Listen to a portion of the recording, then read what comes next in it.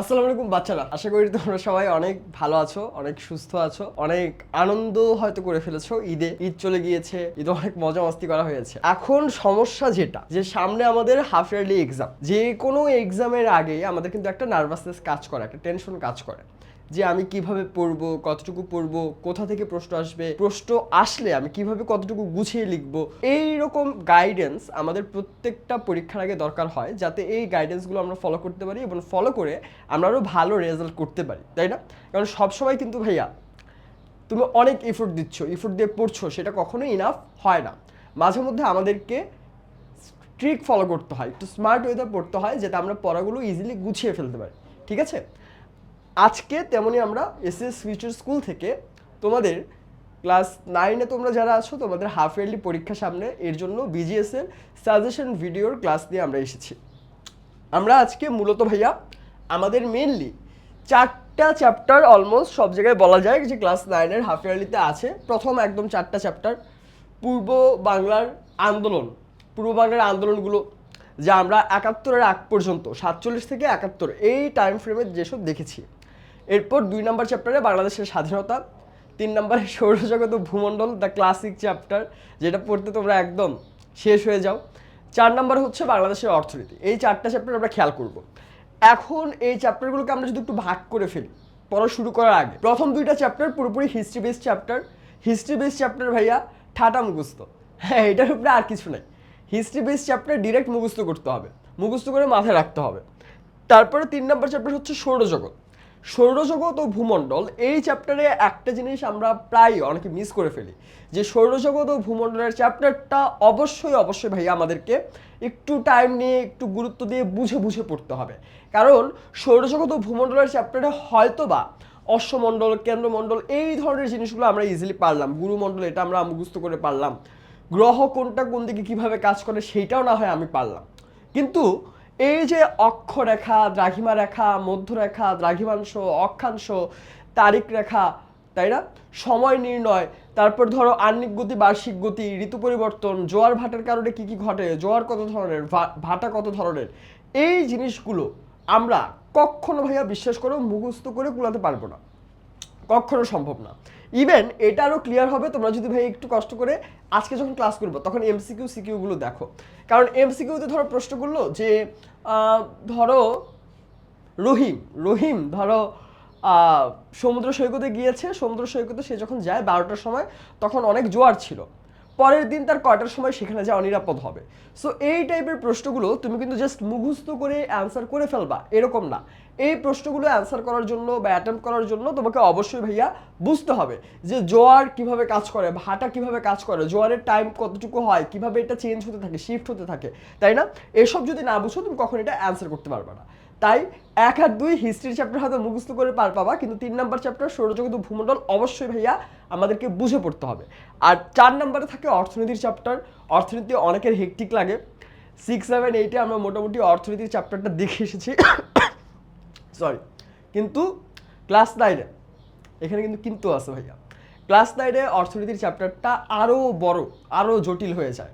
So এইটাও সৌরজগৎ ও ভূমণ্ডলের মতো কিছু অংশ যেমন একটু মুখস্থ করে ফেলার, কিছু অংশ আছে যে আমাকে বুঝে পড়তে হবে। বুঝে যদি আমি না পড়ি আমি কখনো এইসব অ্যান্সার করতে পারবো না, ঠিক আছে? সো বি কেয়ারফুল, ঠিক আছে? বিজিএস হেলাফেলা করে ফেলে দেওয়া যাবে না, একটু গুরুত্ব দিয়ে পড়তে হবে। আর একটু গুরুত্ব দিলে আই হোপ তোমরা খুব ইজিলি সব অ্যান্সার করতে পারবা। এখন কয়েকটা জিনিস ইউজুয়ালি আমি তোমাদের হিমেল ভাইয়া, আমি বর্তমানে ঢাকা বিশ্ববিদ্যালয়ের নৃবিজ্ঞান বিভাগে অধ্যয়ন করছি, তোমাদেরকে পড়াই, দ্যাটস ইট। একটু কেবল পরিচয় যদি জানতে ইচ্ছা থাকবে সেই ক্ষেত্রে দিয়ে নিলাম আর কি। আচ্ছা, এখন আমরা যে 4টা চ্যাপ্টার পড়ব, এমনিতেও সাজেশন ক্লাসগুলোর ক্ষেত্রে দেখা যায় যে আমাদের বোরিংনেস কাজ করে, যে এতক্ষণ ধরে ক্লাস হচ্ছে কেন। আর এমনিতেও একাডেমিক প্রোগ্রামে হয়তো বা আমরা এই 4টা চ্যাপ্টার 8টা থেকে 10টা ক্লাস বা আর একটু বেশি ক্লাসে হয়তো করেছি, সেই ক্ষেত্রে আমরা বেশ অনেকটা টাইম পেয়েছি। এখানে কিন্তু ভাইয়া সেটা ঘটছে না। এখানে আমরা তুলনামূলকভাবে খুবই কম সময় পাচ্ছি এবং আমরা একই সাথে দেখছি যে এখানে আমরা যে সময়টা পাই, এখানে যে সময়টা আমরা পাই সেই সময়টা খুবই কম। ঠিক আছে? এই কম সময়ের ভিতরে আমরা সাজেশন ভিডিওর এমসিকিউগুলো দেখবো, সিকিউগুলো দেখবো এবং প্রপারলি প্র্যাকটিসগুলো করে ফেলবো। এবং একটা জিনিস আমি রিকোয়েস্ট করবো ভাইয়া, সবাই এটা মাথায় রাখবা, আমরা আমাদের যে কোনো চ্যাপ্টার বা ক্লাস 9-এ আমরা যে সাবজেক্ট পড়ি, যেই চ্যাপ্টারই পড়ি, আমরা একটু কষ্ট করে ভাইয়া সেটা প্রপারলি পা থেকে মাথা পর্যন্ত, চ্যাপ্টারের পা থেকে মাথা পর্যন্ত গুরুত্ব দিয়ে পড়ে ফেলবো। কারণ ক্লাস 10-এ আমাদের সময়টা মনে হবে যে হ্রাস হয়ে গেছে, হ্যাঁ ঘোরা হয়ে গেছে, যে দৌড়াইতেছে জাস্ট, আমরা টাইমে কুলাইতে পারবো না। ক্লাস 10-এ আমরা দেখবো যে আমাদের ধিপধাপ করে অনেকগুলো এক্সাম হয়ে যাচ্ছে, অনেক প্রিপারেশনের ঘাটতি থেকে যাচ্ছে, সেসব পড়তে হবে। অনেক সময় দেখা যায় যে সিলেবাস যদি ডিলে হয়ে যায় সেটা শেষ করতে হবে। অনেক ক্ষেত্রে হয়তো বা তোমরা যেটা সায়েন্সের জন্য দেখা যাবে যে ফিজিক্স, কেমিস্ট্রি, ম্যাথস এইসব করতে আমার একটা বড় সময় চলে যাবে, বায়োলজি পড়তে হবে, মুখস্থ রাখতে হবে।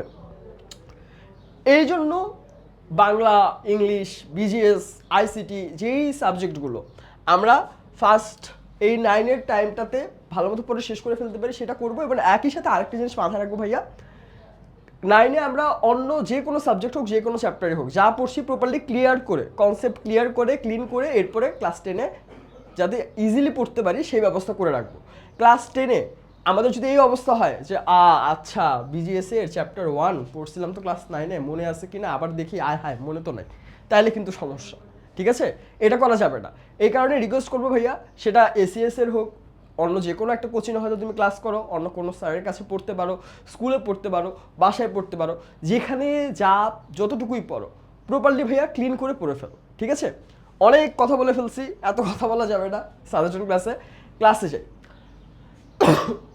একদম ফার্স্ট থেকে জাস্ট কনটেক্সটটা দেওয়া হচ্ছে যে 1947-এ আমরা জানি যে ব্রিটিশরা পালিয়ে যায়, তাই না? ব্রিটিশরা পালিয়ে যায়, এরপর ভারত ও পাকিস্তান দুইটা দেশ হয়। 47-এর 14 আগস্ট পাকিস্তান আর 15 আগস্ট ভারত স্বাধীনতা লাভ করে। এই পাকিস্তানের ছিল দুইটা অংশ, যেখানে পূর্ব বাংলা পাকিস্তানের প্রদেশ হিসেবে অন্তর্ভুক্ত হয়। প্রদেশ জিনিসটা কি ভাইয়া? প্রদেশ হচ্ছে একটা দেশ যখন অনেক বড় হয়ে যায় তার কয়েকটা অংশ থাকে, এটাকে বলা হয় প্রদেশ। যেমন ইন্ডিয়ার কিন্তু অনেকগুলো প্রদেশ আছে, আবার যুক্তরাষ্ট্রের কিন্তু অনেকগুলো প্রদেশ আছে। ঠিক আছে? এরকমই পূর্ব বাংলা পাকিস্তানের একটা প্রদেশ হিসেবে অন্তর্ভুক্ত হয়, পূর্ব বাংলার নাম হয় পূর্ব পাকিস্তান, আর অন্য অংশ পশ্চিম পাকিস্তান হিসেবে পরিচিতি লাভ করে। এই যে স্টার্টটা হলো পূর্ব বাংলা, বা পূর্ব বাংলা যে পূর্ব পাকিস্তান হলো, পশ্চিম পাকিস্তান হলো, তখন থেকেই ক্লাসিক যে বৈষম্য, নানা ধরনের সমস্যা এটা দেখা যাচ্ছিল। একদম ফার্স্টে আমরা সেটা নোটিস করি কখন? মাতৃভাষার ক্ষেত্রে, যখন দেখা যায় যে ওই যে বলেছিল না Urdu shall be the only state language of Pakistan, সেই সময় থেকে একটা সমস্যা তৈরি হয়। এরপর 1954-তে নির্বাচন হয়। 1954 নির্বাচনটা কি ভাইয়া? প্রাদেশিক পরিষদের নির্বাচন, এটা মাথায় রাখতে হবে। পাকিস্তানের একমাত্র, মানে বাংলাদেশ এবং পাকিস্তান যখন একসাথে ছিল, পূর্ব পাকিস্তান পশ্চিম পাকিস্তান ছিল, তখন পাকিস্তানের একমাত্র নির্বাচন হয় 1970 সালে, যেটা জাতীয় নির্বাচন। এর আগে যে নির্বাচন আমরা 1954-তে দেখি সেটা প্রাদেশিক পরিষদের নির্বাচন। প্রাদেশিক পরিষদ মানে শুধু পূর্ব পাকিস্তানের জন্য বা পূর্ব বাংলার জন্য নির্বাচনটা ছিল। ঠিক আছে? এই যে প্রদেশের জন্য তোমরা খেয়াল করেছো না, এই যে ধরো রিসেন্ট একটু চিন্তা করো, বিজয় থালাপতি, তাই না? বিজয় থালাপতি জিতেছে না ইন্ডিয়ার রিসেন্ট ইলেকশনে? এখন সে যে জিতলো তামিলনাড়ু থেকে, তাই না? তাকে কি প্রাইম মিনিস্টার বলা হচ্ছে, প্রেসিডেন্ট বলা হচ্ছে না, তাকে বলা হচ্ছে কি মুখ্যমন্ত্রী। কেন? কারণ এই যে তামিলনাড়ুতে যে সে জিতলো, এটা ইন্ডিয়ার একটা প্রদেশ। সো প্রদেশে যখন কেউ জেতে বা প্রদেশের শাসন ক্ষমতা নেয়, সেটার হায়েস্ট পজিশন হচ্ছে মুখ্যমন্ত্রী, যেটা আমরা একটি দেশের হিসাবে প্রধানমন্ত্রী হিসাবে দেখি। ঠিক আছে? 1954-তে যুক্তফ্রন্টের প্রাদেশিক নির্বাচন, 70 সালের সাধারণ নির্বাচনে আওয়ামী লীগ কিংবা এই যে যুক্তফ্রন্ট এরা কিন্তু জয়লাভ করে, বাঙালিরাই জয়লাভ করে। কিন্তু এরপরেও দেখা যায় যে তারা নিজেদের মতো করে যে স্বাধীন হবে বা নিজেদের অধিকার চর্চা করবে সেটা সম্ভব হচ্ছিল না। আবার আরেকটা জিনিস একটু খেয়াল করো, দেখছো এইখানে খেয়াল করলে ভাইয়া কত কিছু যে খেয়াল করা যায়। এই যে যুক্তফ্রন্টের কথা বলা হচ্ছে, যুক্তফ্রন্ট যে নির্বাচনে ছিল, যুক্তফ্রন্ট বলো তো ভাইয়া, যুক্তফ্রন্টে কয়টা রাজনৈতিক দল ছিল? যুক্তফ্রন্টে রাজনৈতিক দল ছিল 5টা। ঠিক আছে? 5টা রাজনৈতিক দল ছিল, 5টা রাজনৈতিক দল মিলে যুক্তফ্রন্ট গঠন করা হয়েছিল। এটা অনুধাবনমূলক প্রশ্নে আসার মতো খুবই কমন একটা প্রশ্ন, খেয়াল করে না পড়লে এটা অ্যান্সার করতে পারবো। এটা খুব বেসিক, ওই যে 47 থেকে 70 পর্যন্ত যা হয়েছে তাই তো আমরা এখানে পড়বো, তাই না? বেসিক জিনিসই আসলে। এরপর ভাষা আন্দোলনের পটভূমি, ভাষা আন্দোলনের পটভূমির স্টার্ট হয় অনেক আগে, অনেক আগে। মোহাম্মদ আলী জিন্নাহ মুসলিম লীগের যে দাপ্তরিক ভাষা মানে হচ্ছে ভাইয়া অফিসিয়াল ল্যাঙ্গুয়েজ, উর্দু করার প্রস্তাব করেছিল, তখন শেরে বাংলা একে ফজলুল হক এটা বিরোধিতা করে। 47-এর এপ্রিল মাসে পাকিস্তান রাষ্ট্র যখন প্রতিষ্ঠা প্রায় নিশ্চিত, তখন আবার এই যে একটা পুরনো ঝামেলা বিতর্ক সেটা আবার শুরু হয়। 47-এর 17 মে চৌধুরী খলিকুজ্জামান আর জুলাই মাসে আলিগড় বিশ্ববিদ্যালয়ের উপাচার্য মানে ভিসি ডক্টর জিয়াউদ্দিন আহমদ তারা উর্দুকে পাকিস্তানের রাষ্ট্রভাষা করার প্রস্তাব দেয়। তাদের প্রস্তাবের বিরুদ্ধে সেই সময় আব্দুল হক, ডক্টর মোহাম্মদ শহীদুল্লাহ, আবুল মনসুর আহমদ এবং ডক্টর মোহাম্মদ এনামুল হক সহ বেশ কজন বুদ্ধিজীবী প্রবন্ধ লিখে প্রতিবাদ জানায়। প্রবন্ধ মানে হচ্ছে আর্টিকেলের মতো আর কি। এরপরে দেখা যায় যে 1947-এর 2 সেপ্টেম্বর ঢাকা ইউনিভার্সিটির শিক্ষক আবুল কাশেমের নেতৃত্বে তমুদ্দুন মজলিস ছিল সাংস্কৃতিক প্রতিষ্ঠান, সেটা গড়ে ওঠে এবং এটার একটা রিজন ছিল যে এই যে ভাষা আন্দোলন বা উর্দুকে রাষ্ট্রভাষা করার চেষ্টা, এটা যাতে প্রপারলি না হয় বা বাংলাকেও যাতে গুরুত্ব দেওয়া হয়। 47-এর ডিসেম্বরে করাচিতে অনুষ্ঠিত হয় এক শিক্ষা সম্মেলন, যেখানে উর্দুকে রাষ্ট্রভাষা করার দাবি করা হয় এবং এই দাবির প্রেক্ষিতে পূর্ব বাংলায় আন্দোলন শুরু হয়, যেখানে বাংলাকে রাষ্ট্রভাষা করার দাবি ওঠে। ডিসেম্বর মাসে তখন রাষ্ট্রভাষা সংগ্রাম পরিষদ গঠিত হয়। ঢাকা বিশ্ববিদ্যালয়ের সচিবালয় সহ বিভিন্ন প্রতিষ্ঠানে মিছিল, সভা সমাবেশ নিষিদ্ধ করা হয় এবং পাকিস্তান সরকার 144 ধারা জারি করে। 144 ধারা মানে কি ভাইয়া? একসাথে 4 জনের বেশি মানুষ থাকতে পারবে না। ধরো তোমার বন্ধু 5 জন, তোমরা 5 জন বন্ধু ঘুরতে বের হয়েছো, 144 ধারা থাকলে তোমাদেরকে ধরে পিটানো হবে, ঠিক আছে? 5 জন থাকতে পারবে না, 4 জন থাকবে, একজন লোনার হয়ে ঘুরে বেড়াবে, ব্যাপারটা এরকম। যেহেতু মিছিলের সিচুয়েশন ছিল, তো সেই কনটেক্সটে এটা আবার আলাদা। 48-এর 25 ফেব্রুয়ারি পাকিস্তানের গণপরিষদ সদস্য ধীরেন্দ্রনাথ দত্ত গণপরিষদের ভাষা হিসাবে উর্দু এবং ইংরেজির সাথে বাংলাকে ব্যবহারের দাবি জানায় এবং তার দাবি অগ্রাহ্য হয়, মানে রিজেক্ট করে দিলে 26 এবং 29 ফেব্রুয়ারি ঢাকায় ধর্মঘট পালিত হয়। এটা কবেকার? 48-এর, ঠিক আছে? 48-এর ফেব্রুয়ারির কথা বলতেছে। 2 মার্চ ঢাকা বিশ্ববিদ্যালয়ের সর্বদলীয় রাষ্ট্রভাষা সংগ্রাম পরিষদ পুনরায় গঠিত হয়। এই সংগঠন 11 মার্চ বাংলা ভাষা দাবি দিবস পালনের ঘোষণা দেয় এবং সাধারণ ধর্মঘট পালিত হয়। 1948-এর 4 জানুয়ারি প্রতিষ্ঠিত পূর্ব পাকিস্তান মুসলিম ছাত্রলীগ এই কর্মসূচি পালনে বিশেষ ভূমিকা পালন করে। 1948 সালের 11 মার্চ রাষ্ট্রভাষা বাংলা চাই স্লোগান সহ মিছিল ও পিকেটিং করা অবস্থায় অন্তত 69 জনকে গ্রেফতার করা হয়। 12 থেকে 15 মার্চ ধর্মঘট হয়। পরবর্তীতে মুখ্যমন্ত্রী তখন পূর্ব পাকিস্তানের মুখ্যমন্ত্রী ছিল খাজা নাজিমউদ্দিন, সে 15 মার্চ রাষ্ট্রভাষা সংগ্রাম পরিষদের সঙ্গে 8 দফা চুক্তিতে স্বাক্ষর করে। কাদের সঙ্গে? রাষ্ট্রভাষা সংগ্রাম পরিষদের সঙ্গে 8 দফা চুক্তিতে স্বাক্ষর করে। এই দফাগুলো আমাদের বইয়ে হয়তো ডিরেক্ট নাই, তাও একটু দেখে রাখি। ওই যে মুক্তি দেওয়া সবাইকে, পুলিশের অত্যাচারের তদন্ত, বাংলাকে অন্যতম রাষ্ট্রভাষা করা, পূর্ব বাংলার সরকারি ভাষা হিসেবে ইংরেজি উঠে যাওয়ার পর বাংলাকে সরকারি ভাষা হিসেবে রাখা হবে, সনদপত্রের উপর থেকে নিষেধাজ্ঞা, আন্দোলনের অংশ নিয়েছে যারা তাদের বিরুদ্ধে কোনো ব্যবস্থা না নেওয়া, 29 ফেব্রুয়ারি থেকে জারিকৃত 144 ধারা প্রত্যাহার করা। রাষ্ট্রভাষা আন্দোলন রাষ্ট্রের দুশ্মনদের দ্বারা অনুপ্রেরিত হয় নাই, এ মর্মে মুখ্যমন্ত্রী ভুল স্বীকার করে বক্তব্য দিবে। কারণ মুখ্যমন্ত্রী খাজা নাজিমউদ্দিন তখন রাষ্ট্রভাষা আন্দোলনের প্রেক্ষাপটে বলেছিল যে এটা আসলে রাষ্ট্রের যে দুশ্মন, শত্রু, তারা আসলে এই আন্দোলন চালাচ্ছে, সো এটা ভুল বলে সে বক্তব্য দিবে। এরপরে 19 মার্চ, সেই বছরের 48-এর 19 March governor general Mohammad Ali Jinnah ঢাকায় আসে। 21শে মার্চ রেসকোর্স ময়দানে, যেটা বর্তমান সোহরাওয়ার্দী উদ্যান, সেখানে জনসভায় সে দ্ব্যর্থহীন কণ্ঠ, অর্থাৎ কোনো ধরনের দ্বিধা, কনফিউশন, ডাউট, ভয় ছাড়া সে বলে যে উর্দু এবং উর্দুই হবে পাকিস্তানের রাষ্ট্রভাষা। সো সিম্পলি কেউ সেটা মেনে নেয় নাই। 24শে মার্চ ঢাকা বিশ্ববিদ্যালয়ের সমাবর্তনেও সে আবার সেম ঘোষণা দেয়। তখন সবাই প্রতিবাদ করে এবং আব্দুল মতিনকে অনুসরণ করে সবাই না বলে তার উক্তির প্রতিবাদ জানায়। ঢাকা বিশ্ববিদ্যালয়ের শিক্ষার্থীরা রেসকোর্স ময়দানে জিন্নাহর ঘোষণারও তাৎক্ষণিক প্রতিবাদ জানিয়েছিল। এরপরে কনটেক্সট কই আগায়? এরপরে কনটেক্সট 1952-তে চলে যায়, যে 26 জানুয়ারি ঢাকার পল্টন ময়দানে অনুষ্ঠিত জনসভায় পাকিস্তানের নতুন প্রধানমন্ত্রী, খেয়াল করো ভাইয়া, এটা বুঝতে হবে কিন্তু, ঠিক আছে? খাজা নাজিমউদ্দিন 48 সালের কনটেক্সটে কি ছিল? খাজা নাজিমউদ্দিন 48 সালে পূর্ব পাকিস্তানের মুখ্যমন্ত্রী ছিল। 1952-তে সে পাকিস্তানের নতুন প্রধানমন্ত্রীর দায়িত্ব নেয় খাজা নাজিমউদ্দিন। সে জিন্নাকে অনুসরণ করে উর্দু রাষ্ট্রভাষা হবে এই বক্তব্য দেয়, যার প্রতিবাদে ছাত্র সমাজ 30 জানুয়ারি ধর্মঘট পালন করে আব্দুল মতিনকে আহ্বায়ক করে রাষ্ট্রভাষা সংগ্রাম পরিষদ গঠন করে। এরপর পরের দিন 31 জানুয়ারি কাজী গোলাম মাহবুবকে আহ্বায়ক করে নতুনভাবে সর্বদলীয় রাষ্ট্রভাষা সংগ্রাম পরিষদ গঠন করা হয় এবং আন্দোলন আরও বেগবান হয়। 4 ফেব্রুয়ারি ঢাকায় ছাত্র বিক্ষোভ হয়। 21 ফেব্রুয়ারি সারা দেশে হরতাল পালনের সিদ্ধান্ত নেওয়া হয়। এখানে আমরা যাদের ছবি দেখি তারা সবাই আমাদের ভাষা শহীদ। পরে 1952 সালের 20 ফেব্রুয়ারি সরকারি এক ঘোষণায় 21 ফেব্রুয়ারি থেকে 144 ধারা জারি করা হয়। 21 ফেব্রুয়ারি সকাল 11টায় ঢাকা বিশ্ববিদ্যালয়ের আমতলা, যেটা বর্তমানে ঢাকা মেডিকেল কলেজের ইমার্জেন্সি ওয়ার্ড জরুরি বিভাগের পাশে একটা সভা হয়। সেই সভায় 10 জন করে মিছিল বের করার সিদ্ধান্ত হয়। ঢাকা মেডিকেল কলেজের দিক থেকে 144 ধারা ভঙ্গ করে মিছিল এগিয়ে চলে। সাথে ছিল Eden college, Kamrunnessa girls school, Bangla Bazar girls school থেকে আগত ছাত্রীরাও। পুলিশ প্রথমে কয়েকজনকে গ্রেফতার করে, মিছিলে লাঠিচার্জ করে ও কাঁদানে গ্যাস নিক্ষেপ করে।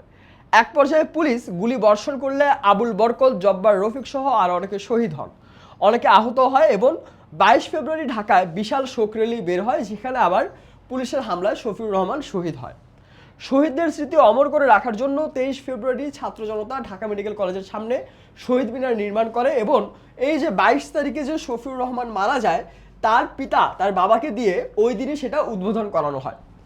ঠিক আছে, আবার 24 তারিখ পুলিশ সেই শহীদ মিনার ভেঙেও ফেলে। সো এইটার কনটেক্সটে কয়েকটা জিনিস, যে কবি মাহবুব আলম চৌধুরী, উল আলম চৌধুরী কাঁদতে আসেনি, ফাঁসির দাবি নিয়ে এসেছে কবিতা রচনা করে। কবি আলাউদ্দিন আল আজাদ সে স্মৃতির মিনার কবিতা রচনা করে। ঢাকার বাইরে চট্টগ্রাম, রাজশাহী, রংপুর, খুলনা, বরিশাল, কুমিল্লা সহ অনেক জায়গায় মানুষ একাত্মতা ঘোষণা করে, নিজেদের মতো করে মিছিল করে, পাকিস্তান রাষ্ট্রের প্রতি ঘৃণা পোষণ শুরু করে। এসব হত্যাকাণ্ড পূর্ব বাংলার জনগণের মনের উপর বড় ধরনের প্রতিক্রিয়া সৃষ্টি করে। আব্দুল গাফফার চৌধুরী রচনা করেন আমার ভাইয়ের রক্তের আগুন 21 ফেব্রুয়ারি আমি কি ভুলিতে পারি। আবার একই সাথে ওরা আমার মুখের ভাষা কায়রা নিতে চায়, তোরা ঢাকা শহর রক্তে ভাসাইলি, এটার মতো সঙ্গীত। আর মুনির চৌধুরী তখন জেলে বসে কবর নাটক রচনা করে। ভাষা আন্দোলনের অনেক পরে 1969 সালে জহির রায়হান রচনা করে আরেক ফাল্গুন উপন্যাস। ভাষা আন্দোলনকে কেন্দ্র করে পূর্ব বাংলায় শিল্প, সাহিত্য, সংস্কৃতি চর্চায় পাকিস্তান রাষ্ট্রের বিরুদ্ধে প্রতিবাদের ঝড় ওঠে। বাঙালি জাতীয়তাবাদের চেতনা মূলধারার রাজনৈতিক আদর্শ হিসেবে গুরুত্বপূর্ণ স্থান করে নেয়। এইটুক হচ্ছে মোটামুটি আমাদের কনটেক্সট। এখানে খুবই ইমার্জেন্সি বেসিসে একটা প্রশ্ন যেটা আমাদের আসে, যে জাতীয়তাবাদের উন্মেষ, উন্মেষ মানে উত্থান বা উঠে আসা, প্রকাশিত হওয়া, ঠিক আছে?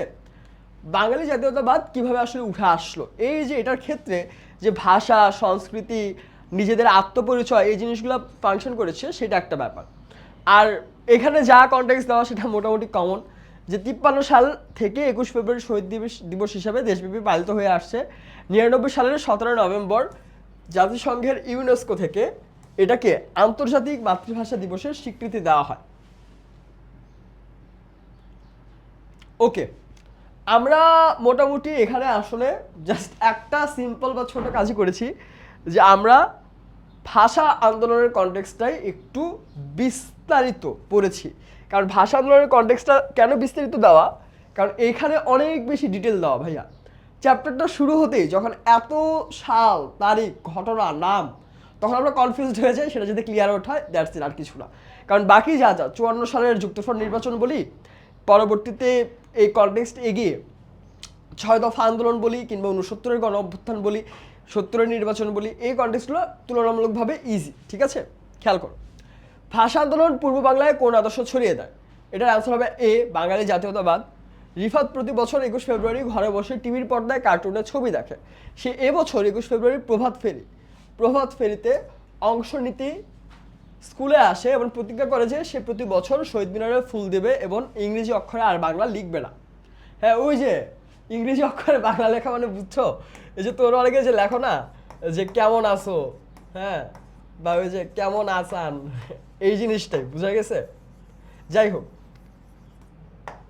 এখন তার আচরণের প্রকাশ পেয়েছে ভাষা শহীদদের প্রতি শ্রদ্ধা, বাহবা পাওয়ার প্রত্যাশা না, শহীদদের স্মৃতি হৃদয়ে লালন করা। 1 আর 3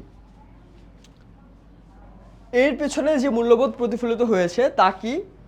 বাঙালি জাতীয়তাবাদের প্রতি না, সরি, নিজ ভাষার প্রতি মমত্ববোধ। কারণ সে যখন জানলো যে এই ভাষার জন্য মানুষের কতটা এফোর্ট হয়েছে, তখন সে শ্রদ্ধা জানিয়েছে। মুনির চৌধুরী জেলে বসে রচনা করেছিল কবর। আরেক ফাল্গুন রচনা করেছিল কে? আরেক ফাল্গুন রচনা করে জহির রায়হান। স্মৃতির মিনার আলাউদ্দিন আল আজাদ মনে হয়, আমি জাস্ট আজাদ লিখলাম, ঠিক আছে, তোমাদের জাস্ট মনে রাখার জন্য। আর বহুব্রীহি হুমায়ুন আহমেদের একটা উপন্যাস সম্ভবত। কার নেতৃত্বে তমুদ্দুন মজলিস নামক সংগঠন গড়ে ওঠে? অধ্যাপক আবুল কাসেম, ঢাকা বিশ্ববিদ্যালয়ের অধ্যাপক ছিল। তমুদ্দুন মজলিস কেমন সংগঠন? সাংস্কৃতিক সংগঠন, ঠিক আছে। এই যে দেখো ভাইয়া, এমসিকিউ করতে করতে আমরা এই যে এসব লিখি, তাই না? এইসব লেখার কারণে আমাদের সিম্পলি কি হয়, এইসব লিখলে আমাদের যা যা প্রয়োজনীয় অনেক সময় আমাদের মাথায় একটা ফ্ল্যাশব্যাক হয়, ঠিক আছে, যে চ্যাপ্টার তো আমরা আগে পড়েই ফেলছি, চ্যাপ্টার তো পড়া হয়ে গেছে। এখন এই এমসিকিউগুলো প্র্যাকটিস করার সময়, যেমন এখানে যাদের যাদের নাম দেওয়া, তুমি কিন্তু নিজেকে কোশ্চেন করতে পারবা যে ডক্টর জিয়াউদ্দিন আহমদ কে ছিল? ডক্টর জিয়াউদ্দিন আহমদ ছিল আলিগড় বিশ্ববিদ্যালয়ের উপাচার্য বা ভিসি। ডক্টর মোহাম্মদ শহীদুল্লাহ কী কাজ করেছিল? সে যখন দেখলো উর্দুকে রাষ্ট্রভাষা করার পায়তারা বা প্ল্যান করা হচ্ছে, সে তখন এনামুল হক, তারপর আবুল মনসুর আহমদ, এরকম আরও কয়েকজনের সাথে একসাথে প্রবন্ধ লিখে প্রতিবাদ জানায়। সো এই জিনিসগুলো তুমি ইজিলি তোমার মাথায় দেখবে যে ঘুরছে। আরেক ফাল্গুন জহির রায়হানের। ভাষা শহীদ শফিউর রহমান 22 ফেব্রুয়ারি শহীদ হয়। 23 ফেব্রুয়ারি আমরা দেখি এই যে সাংস্কৃতিক প্রতিষ্ঠান, 23 ফেব্রুয়ারি শহীদ মিনার নির্মাণ করা হয় এবং তার পিতা শফিউর রহমানের পিতাকে দিয়ে সেটা উদ্বোধন করানো হয়। স্মৃতির মিনার কি? স্মৃতির মিনার হচ্ছে কবিতা। 47 সালে আলিগড় বিশ্ববিদ্যালয়ের উপাচার্য কে ছিল? এই যে দেখছো, সেম যা যা বলছি সেই সবই। কে এর বিরোধিতা করে? আচ্ছা, মোহাম্মদ আলী জিন্না মুসলিম লীগের দাপ্তরিক ভাষা উর্দু করার প্রস্তাব করলে কে এর বিরোধিতা করে? ডিরেক্ট বিরোধিতা করেছিল শেরে বাংলা একে ফজলুল হক। কার পিতা প্রথম শহীদ মিনার উদ্বোধন করে? শহীদ শফিউরের। স্মৃতির মিনার কবিতাটা রচনা করে আলাউদ্দিন আল আজাদ। আর মাহবুব উল আলম চৌধুরীরটা ছিল কাঁদতে আসিনি, ফাঁসির দাবি নিয়ে এসেছি। এই জিনিসগুলো ভাইয়া, এই যে লিখে দিচ্ছি, দেখবা যে তোমাদের মনেও থাকছে, ঠিক আছে।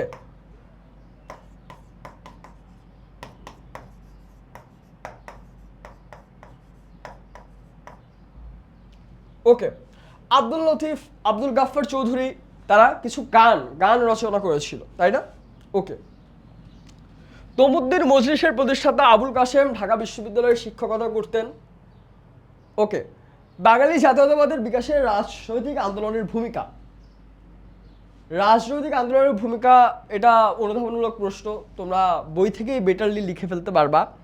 এখন যুক্ত ফ্রন্ট, তার আগে আওয়ামী লীগ বা আওয়ামী মুসলিম লীগ গঠন হওয়ার কনটেক্সট কি?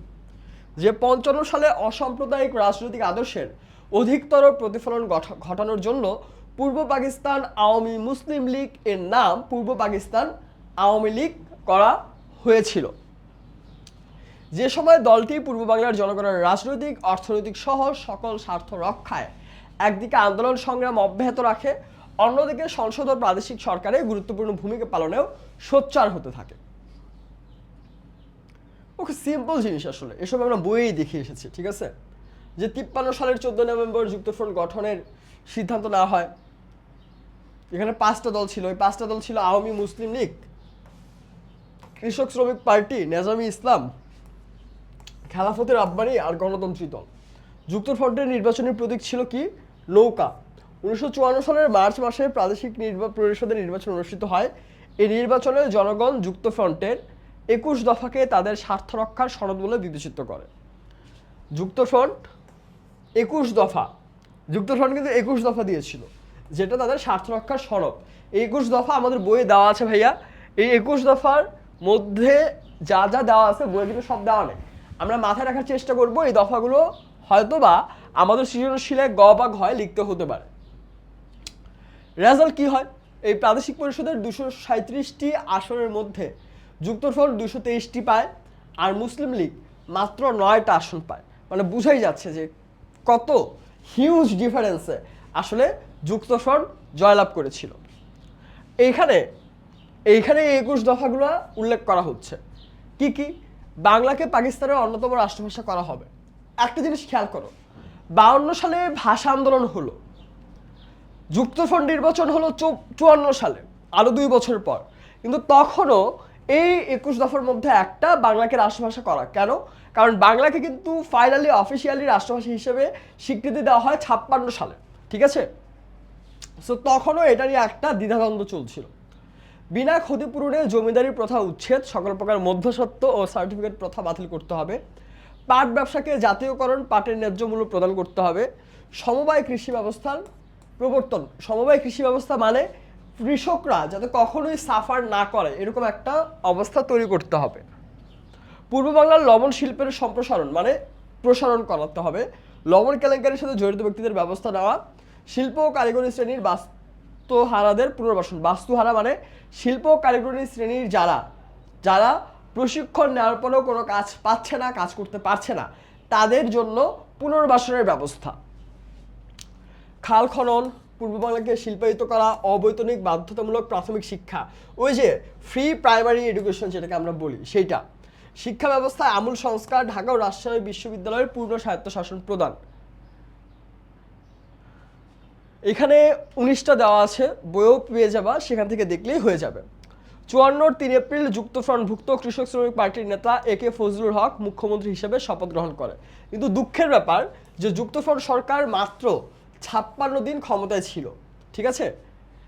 এরা ষড়যন্ত্র করে এবং আদমচি পাটকল ও কর্ণফুলী কাগজের কলে বাঙালি ও অবাঙালিদের যে দাঙ্গা সেটাকে একটা এক্সকিউজ হিসেবে ব্যবহার করে গভর্নর জেনারেল গোলাম মোহাম্মদ 1954 সালের 30 মে যুক্তফ্রন্ট সরকারকে বরখাস্ত করে।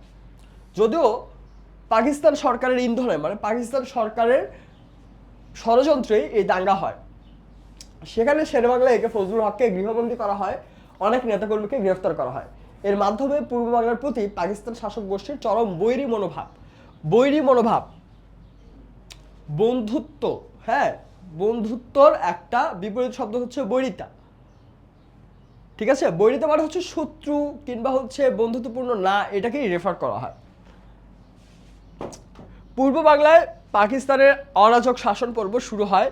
কেন্দ্র এবং প্রদেশে ঘন ঘন সরকার পরিবর্তন হতে থাকে এবং দেশ সামরিক শাসনের বেড়াজালে আটকে যায়।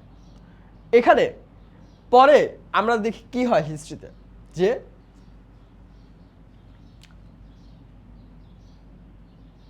1958 সালের 7 অক্টোবর প্রেসিডেন্ট ইস্কান্দার মির্জা সে সামরিক আইন জারি করে বলে 1956 সালের সংবিধান বাতিল করতে হবে, কেন্দ্রীয় প্রাদেশিক পরিষদ ভেঙে দিতে হবে, সব রাজনৈতিক দলের কাজ নিষিদ্ধ করতে হবে, বেশ কয়েকজন রাজনৈতিক নেতাকে সে জেলে পাঠায়, সকল ধরনের মৌলিক অধিকার মানুষের যা ছিল তা কেড়ে নেয়। 1958 27 অক্টোবর জেনারেল আইয়ুব খান ইস্কান্দার মির্জাকে উৎখাত ও দেশ থেকে বাধ্য করে। নিজেকে পাকিস্তানের প্রেসিডেন্ট পদে অধিষ্ঠিত করে যেসব পদক্ষেপ নেয় তা কি? নিজেকে প্রধান সামরিক আইন প্রশাসক ঘোষণা করে। এই যে মজাটাই এইটা, হ্যাঁ, ইস্কান্দার মির্জার উপরে সুযোগ নিল জেনারেল আইয়ুব খান। পূর্বের ঘোষিত 1960 সালে অনুষ্ঠিতব্য সাধারণ নির্বাচন হওয়ার কথা ছিল সেটা স্থগিত করে, বাদ করে দেয়। দুর্নীতি ও চোরাচালান দূর করে, রাজনৈতিক দলের উপর নিষেধাজ্ঞা বহাল রাখে, অঙ্গীকার ব্যক্ত করে, দূর করতে পারে না, হ্যাঁ, বেটা ফেল করছে কিন্তু বলছে যে আমি অনেক কিছু করব, ঠিক আছে?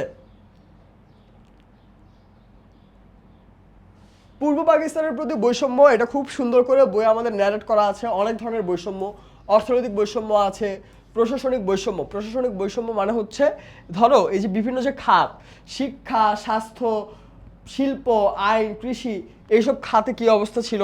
সেনাবাহিনীতে বৈষম্য, যেখানে সেনাবাহিনীর কোন পদে কতজন পূর্ব পাকিস্তানের লোক এবং পশ্চিম পাকিস্তানের লোক ছিল সেটা দেখা যায়, ঠিক আছে? ওকে, শিক্ষাক্ষেত্রে একটা ভিজিবল বৈষম্য ছিল, সামাজিক বৈষম্য ছিল। সামরিক শাসন বিরোধী আন্দোলন পরে 1961 সাল আইয়ুব খানের শাসনের বিরুদ্ধে 1961 থেকে সেটা শুরু হয়। 1962 সালের জানুয়ারি মাসে বাঙালিদের প্রিয় নেতা ও পাকিস্তানের সাবেক প্রধানমন্ত্রী হোসেন শহীদ সোহরাওয়ার্দীকে গ্রেফতার করা হলে আন্দোলন তীব্র হয়ে ওঠে। এরপর 1962 সালে আইয়ুবের প্রস্তাবিত শাসনতন্ত্রের বিরুদ্ধে ছাত্র সমাজ প্রতিবাদ মুখর হয়ে ওঠে। ছাত্র সমাজ 15 দফা কর্মসূচি ঘোষণা করে। শিক্ষানীতি বিষয়ক ছাত্রদের আন্দোলনে বিভিন্ন পেশাজীবী অংশগ্রহণ করে। এর সঙ্গে সাংবিধানিক শাসন পুনঃপ্রতিষ্ঠার লক্ষ্যে জাতীয় গণতান্ত্রিক ফ্রন্ট বা এনডিএফ গঠন করা হয়। এতটুকু হচ্ছে কনটেক্সট। এখন ইয়াহিয়া খান জাতীয় পরিষদের অধিবেশন স্থগিত করেন কবে? এটা আমরা একটু আগে দেখেছি, 1 মার্চ 1971। ইয়াহিয়া খান জাতীয় পরিষদের অধিবেশন অনির্দিষ্টকালের জন্য স্থগিত করার 1971 সালের কোন তারিখে শেখ মুজিবুর রহমান অসহযোগ আন্দোলনের ডাক দেয়? 2 মার্চ। হানাদার বাহিনী কতজন আত্মসমর্পণ করে? 93,000। এখানে 2 নাম্বার চ্যাপ্টার কিন্তু স্টার্ট হয়ে গেছে, ঠিক আছে? খেয়াল না করলে এটা বোঝা পসিবল না। 70 সালের নির্বাচনে জয়লাভের পরেও আওয়ামী লীগের ক্ষমতায় না যেতে পারার কারণ পাক প্রশাসনের ষড়যন্ত্র ট্রু, পাক প্রশাসনের ভীতি, আওয়ামী নেতাদের দুর্বলতা। 1 আর 2 হবে আনসার। অপারেশন সার্চলাইট পরিকল্পনা করা হয় 17 মার্চ। অপারেশন সার্চলাইট পরিকল্পনার সাথে সরাসরি জড়িত ছিল কে? এখানে সরাসরি ছিল টিক্কা খান, বাকি যারা তারা কিন্তু প্ল্যানিংগুলো সাজায়, ইনডিরেক্টলি জড়িত ছিল। সার্চলাইটের নীল নকশা করেছিল কে? রাও ফরমান আলী নীল নকশা করে। স্বাধীন বাংলাদেশ সরকার গঠিত হয় কোথায়? মেহেরপুরে, যেটাকে মুজিবনগর সরকার বলা হয়। কখন মুজিবনগর সরকার গঠিত হয়? 10 এপ্রিল 1971। কত তারিখে শপথ গ্রহণ করে? 17 এপ্রিল। তাদেরকে শপথ পাঠ করায় কে? তাদেরকে শপথ পাঠ করায় ইউসুফ আলী, অধ্যাপক ইউসুফ আলী, ঠিক আছে? সে শপথ পাঠ করায়। মুক্তিযুদ্ধের উপদেষ্টা কমিটিতে সদস্য ছিল কে? এখানে যারা আছে তারা মুজিবনগর সরকারের সদস্য, কিন্তু উপদেষ্টা কমিটির সদস্য না। কমরেড মনি সিং উপদেষ্টা কমিটিতে সদস্য হিসেবে ছিল, আর তাজউদ্দিন আহমদ কিন্তু এখানে সদস্য হিসেবে ছিল। স্বাধীন বাংলাদেশ সরকারের উপদেষ্টা পরিষদের সদস্য সংখ্যা ছিল 6 জন। মুক্তিযুদ্ধের প্রধান সেনাপতির দায়িত্বে ছিল কর্নেল এজি ওসমানী। মুজিবনগর সরকারের বিশেষ দূত হিসেবে কাজ করে বিচারপতি আবু সাইদ চৌধুরী। বাংলাদেশের মুক্তিযুদ্ধে অংশগ্রহণ করে সর্বস্তরের বাঙালিরা। এই যুদ্ধকে আমরা তাই বলি গণযুদ্ধ। এই যে গণযুদ্ধ কি, এটা খুবই কমন একটা অনুধাবনমূলক প্রশ্ন। বইয়ে গণযুদ্ধ কি বা গণযুদ্ধ কেন বলা হয় সেটা বর্ণনা করা আছে, এটা একটু গুরুত্ব দিয়ে পড়লে ভাইয়া পারবা। মুক্তিযুদ্ধের মূল নিয়ামক শক্তি কি ছিল? মুক্তিযুদ্ধের মূল নিয়ামক শক্তি ছিল কোনটা? বলো তো এখান থেকে কি হতে পারে? মূল নিয়ামক শক্তি আসলে ছিল জনগণ।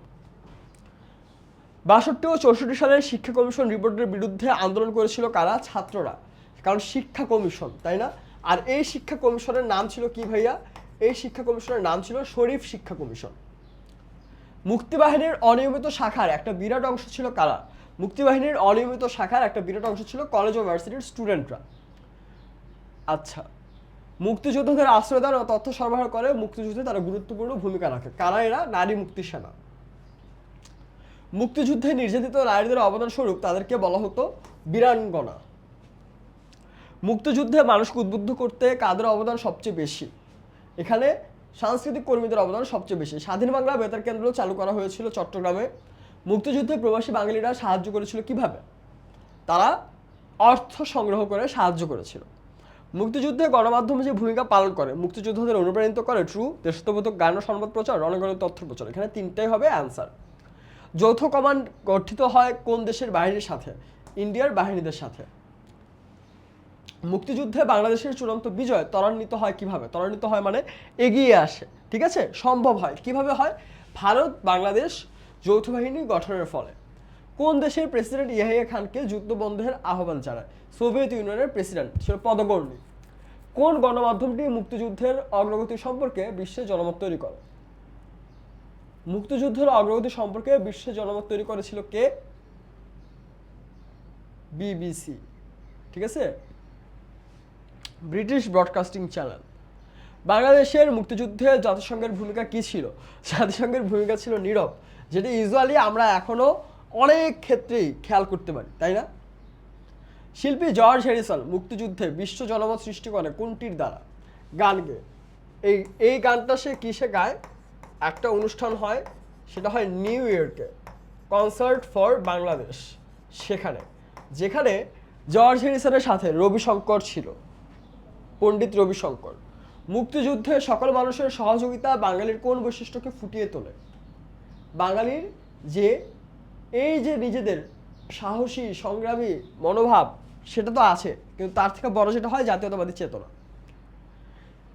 ইয়াহিয়া খান 3 মার্চ অধিবেশন স্থগিত করে কেন?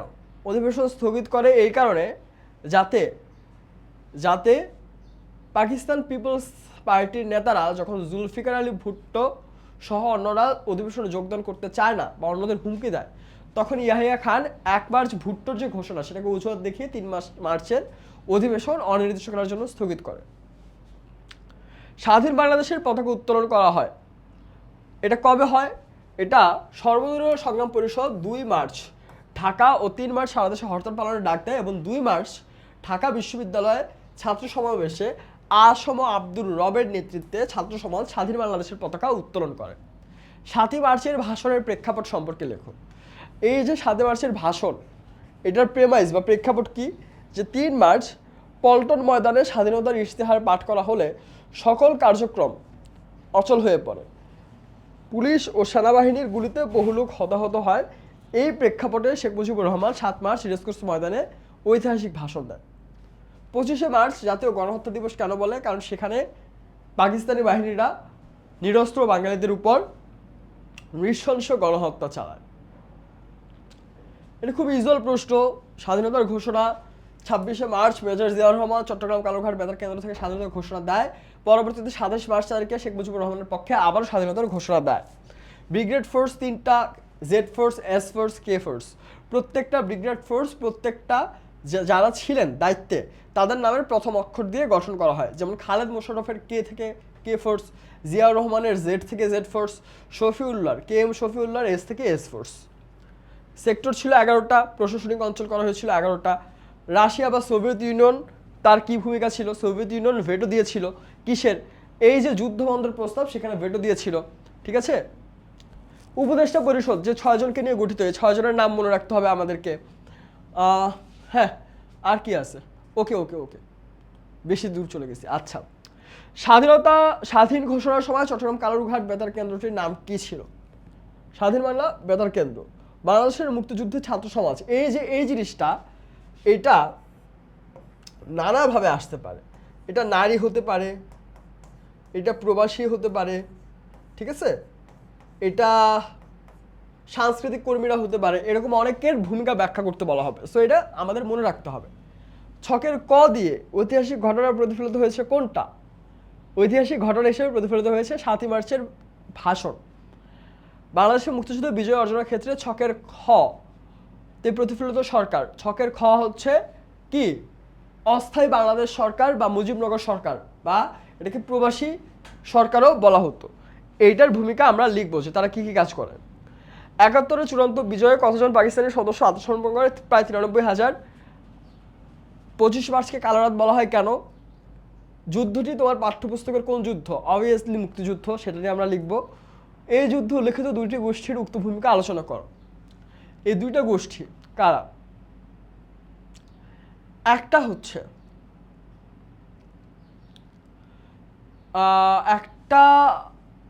হচ্ছে পেশাজীবী, তাই না? সে চাকরিজীবী ছিল, সে 9 মাস যুদ্ধ করে, তাহলে বলা যায় যে সে পেশাজীবী। সো পেশাজীবী হিসেবে সে কি ভূমিকা রাখে? আর রাহার বান্ধবীরা আসলে যখন বলে নারীদের স্বাধীনতা অর্জনের ক্ষেত্রে অবদান ছিল, তাহলে নারীদের কি ভূমিকা ছিল সেটা আমরা লিখব। এই যে গণযুদ্ধ কি, প্রবাসীদের ভূমিকা লেখো। দেখছো, প্রবাসীদের, নারীদের, ছাত্রদের, পেশাজীবীদের ভূমিকা খুবই কমন প্রশ্ন এটা। দৃশ্যকল্প কোন ঐতিহাসিক ঘটনাকে নির্দেশ করছে? ব্যাখ্যা করো। এখানে আমরা পুলিশ সদর দপ্তর, বিশ্ববিদ্যালয়ের ছাত্রাবাস, অস্ত্রাগার, লক্ষ্যবস্তু। এখানে কি হবে? যা যা আছে তার মধ্যে আমরা বুঝতে পারি যে 25 মার্চের যে গণহত্যা সেইটা, আর এটার পরিণতিতে যে যুদ্ধ হয় সেটা আমরা লিখে দেবো। That's it. ঠিক আছে। এখানে নর্মাল বইয়ের কনটেক্সটই দেওয়া। হ্যাঁ, মুজিবনগর সরকারের গঠন, উপদেষ্টা, 11টা সেক্টর, ঠিক আছে, আবার পেশাজীবী, নারী, গণমাধ্যম, ছাত্র, সবার ভূমিকা দেওয়া আছে এখানে। এখানে জাস্ট এমসিকিউ সিকিউগুলো দেখে আমাদের আসলে ভাইয়া কীরকম প্রশ্ন আসে, কীরকমভাবে আমরা অ্যাপ্রোচ করবো প্রশ্ন, সেটা আমাদের বোঝা দরকার।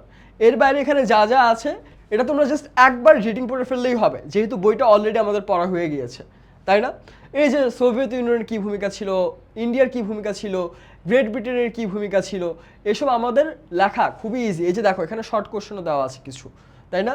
যে নারীদের কী ভূমিকা, জর্জ হ্যারিসন কী ভূমিকা রাখে, তাই না? এই জিনিসগুলো আমরা গুছিয়ে লিখলেই হয়ে যাবে। ওকে, এখানে ওই যে সেম জিনিস, সেম এমসিকিউ রিপিট হয়েছে আসলে, যে স্বাধীন বাংলা বেতার কেন্দ্র চালু করা হয় চট্টগ্রামে, ঠিক আছে? আচ্ছা, আবারও ওই সেম সিকিউগুলো আসছে। মুক্তিযুদ্ধকে, বাংলাদেশের মুক্তিযুদ্ধকে কী নামে আখ্যা দেওয়া হয়েছে? গণযুদ্ধ, তাই না? বাংলাদেশের স্বাধীনতা অর্জনে মুজিবনগর সরকার কেন গঠন করা হয়েছিল? যাতে অ্যারেঞ্জ করা যায়, কারণ যে কোনো যুদ্ধের জন্য একটা লিডস দরকার হয়, তাই না? প্রপার ডিসিশনগুলো নেওয়ার জন্য। আরিফার বাবা যে মাধ্যমে কাজ করতেন মুক্তিযুদ্ধে, সেই মাধ্যমের ভূমিকা, সে বেতারের শিল্পী ছিল, সে তাহলে কোন মাধ্যমে কাজ করত? গণমাধ্যমে, তাই না? গণমাধ্যমের কি ভূমিকা ছিল সেটা আমরা লিখলেই হয়ে যাবে। স্বাধীনতা অর্জন ত্বরান্বিত করার ক্ষেত্রে আরিফার মায়ের মতো অনেক নারীর ভূমিকা ছিল তাৎপর্যপূর্ণ। আরিফার মা এবং অন্য নারীরা কি ভূমিকা রাখতো? এখানে একটা প্রবলেম তোমরা হয়তো ফেস করবা যদি গুছিয়ে না লেখো বা বই ঠিক মতো না পড়ো ভাইয়া। অনেক ক্ষেত্রে এই যে নারীদের ভূমিকা, ছাত্রদের ভূমিকা, প্রবাসীদের ভূমিকা আমাদের বইয়ে তেমন একটা বড় করে লেখা নাই। সো তুমি যখন অনুধাবনমূলক প্রশ্ন লিখতে যাও তুমি হয়তো প্রপারলি লিখে ফেলতে পারো, কিন্তু এই সেম জিনিসটা যখন একটা বড় সৃজনশীল প্রশ্ন হয়ে যায় তখন এটা লেখা অনেক প্যারা হয়ে যায়। 2 নম্বরের জন্য গুছিয়ে ইজিলি লেখা সম্ভব, কিন্তু 4 নম্বরের জন্য অনেক কিছু চিন্তা ভাবনা করে লিখতে হয়। সো বইটা যদি ঠিকমতো না পড়ো, বই যদি মিস করো, তাহলে এটা অ্যান্সার করতে পারবা না। সো বি কেয়ারফুল, ঠিক আছে? এই যে গণযুদ্ধ বা জনযুদ্ধ নামে আখ্যা দেওয়া হয়েছে। স্বাধীন বাংলা বেতারের শিল্পী ছিল, মানে সে গণমাধ্যমে কাজ করত। এই যে নারীদের তাৎপর্যপূর্ণ ভূমিকা, এখানে বেশি বড় করে এখানেও লেখা নেই। এই যে সেম জিনিস একই রকমের। এটা 7 মার্চের কনটেক্সট, ছকের ক্ষয়ে আমরা কি দেখি? ছকের ক্ষয়ে আমরা মুজিবনগর সরকারের ভূমিকা দেখি, সেম, কোনো পার্থক্য নেই। এই যে আবারও এই সেম জিনিস। ভাই আমি জানি না এই জিনিসগুলো রিপিট হয়েছে, হ্যাঁ কী যে হয়েছে তোমাদের মতো, বুঝছো? স্লাইড তোমাদের মতো দুষ্ট হয়ে গেছে। আবু সাইদ চৌধুরী 7 মার্চে যেখানে স্বাধীনতার ইঙ্গিত আছে, সেম কাইন্ড অফ প্রশ্ন ভাই। বাংলাদেশের অভ্যন্তরে, এই যে মজার একটা প্রশ্ন, বাংলাদেশের অভ্যন্তরে পাক বাহিনীর সমর্থনে কোন দলটি মুক্তিযুদ্ধের বিরোধিতা করেছিল? মুসলিম লীগ। বাংলাদেশের ভেতরে পাক বাহিনীর সমর্থনে যে দলটা মুক্তিযুদ্ধের বিরোধিতা করে সেটা ছিল মুসলিম লীগ। এই যে মুসলিম লীগ, আমরা অনেক আগে দেখেছি যে মুসলিম লীগটা পুরোপুরিভাবে পাকিস্তানপন্থী হয়ে গিয়েছিল। মুসলিম লীগ দেখা গিয়েছে 52 ভাষা আন্দোলনকে সমর্থন করে নাই, 54 সালে যুক্তফ্রন্টের সাথে নির্বাচনে বাজেভাবে হেরে গিয়েছে। এই ধরনের কনটেক্সট আমরা দেখেছি। স্বাধীন বাংলাদেশ সরকারের উপদেষ্টা পরিষদের সদস্য 6 জন ছিল। এই যে সেম প্রশ্নগুলো ভাই, নাথিং নিউ। আচ্ছা ঠিক আছে, মানে এই প্রশ্নগুলো আসলে কমন, হিস্ট্রির প্রশ্ন তো বারবার দেখলে প্যানিক লাগবে। এর থেকে আমরা, হ্যাঁ একই রকম প্রশ্ন এসব কখন আমরা 1 আর 2 চ্যাপ্টারের মেইনলি আসলে আমরা তো এটা বুঝতে পারলাম যে অনেক মানুষের নাম, তাদের অনেক ধরনের ভূমিকা আছে, অনেক ধরনের কন্ট্রিবিউশন আছে, এইসব থেকে প্রশ্ন আসবে, এটা খেয়াল রাখতে হবে। আর সবচেয়ে তোমাদের সাথে যদি চায় যে প্রশ্ন করছে সে তোমাদের সাথে আসলে একটু মজা করবে, সে চাইলে তোমাদেরকে অনেক উইয়ার্ড প্রশ্ন দিতে পারে। হ্যাঁ, যে ধরো চট্টগ্রাম কত নাম্বার সেক্টরের মধ্যে পড়ে, ফরিদপুর কত নাম্বার সেক্টরের মধ্যে পড়ে, কুমিল্লা কত নাম্বার সেক্টরের মধ্যে পড়ে। সো এই টাইপের প্রশ্ন দিলে কিন্তু সিরিয়াসলি ভাইয়া, সিরিয়াসলি বিপদে পড়বা। ওকে ওকে ওকে, ফাইনালি আমাদের সবচেয়ে প্রিয় চ্যাপ্টার সৌরজগৎ ও ভূমণ্ডল, তাই না? সৌরজগৎ ও ভূমণ্ডল অবশ্যই ভাইয়া, সৌরজগৎ ও ভূমণ্ডলটা অবশ্যই আমাদের যা ইফোর্ট দেওয়া দরকার, আগে যা বুঝে ফেলা যায় সেটা আমরা বুঝে ফেলার চেষ্টা করব, ঠিক আছে? এখানে গ্রহগুলো দেখানো হচ্ছে সৌরজগতের। এখানে কি আর হবে, এখানে ইউজুয়াল যে বর্ণনাগুলো, যে সূর্য পৃথিবী থেকে কত বড়, কত দূরে, ব্যাস কত, তাই না? উপরিভাগের উষ্ণতা কত, দূরত্ব কত, এই টাইপের প্রশ্নগুলো আসে। আবার সৌর কলঙ্ক কি, এই যে খুবই কমন একটা জ্ঞানমূলক প্রশ্ন, যে সৌর কলঙ্ক কি, ঠিক আছে? এই চ্যাপ্টারে এইখানে সূর্য, আবার এই যে বিভিন্ন গ্রহ, বুধ শুক্র, বুঝলাম না এটা এইভাবে এরকম একটা ভুল হইলে হয়, বুধ শুক্র পৃথিবী মঙ্গল, বৃহস্পতি, শনি, ইউরেনাস, নেপচুন। এই যে এইসব গ্রহ, এই গ্রহগুলোর মধ্যে সবচেয়ে বড় কোনটা? বৃহস্পতি, সবচেয়ে ছোট বুধ। ঠিক আছে, এই গ্রহের যে বর্ণনাগুলো, ইউজুয়াল বর্ণনাগুলো কীরকম হয় একটু লিখে দিই তোমাদেরকে। ইউজুয়ালি আমাদেরকে আসবে ব্যাস, ঠিক আছে, ব্যাস, তারপর হয়তো ওজন সংক্রান্ত কিছু আসতে পারে। এই জিনিসগুলো পৃথিবীর সাথে কম্পেয়ার করা হয়।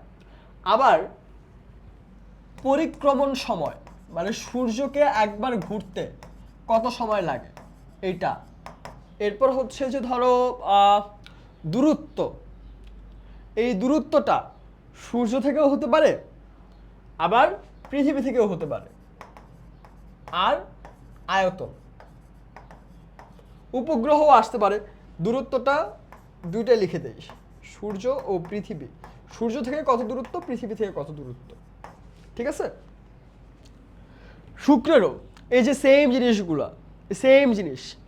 আবার শুক্রের একটা স্পেশাল বৈশিষ্ট্য যে একে আমরা সন্ধ্যায় আমরা সন্ধ্যা তারা এবং ভোরে শুকতারা রূপে আকাশে দেখতে পারি। সূর্যকে একবার পরিক্রমণ করতে এর সময় লাগে 225 দিন।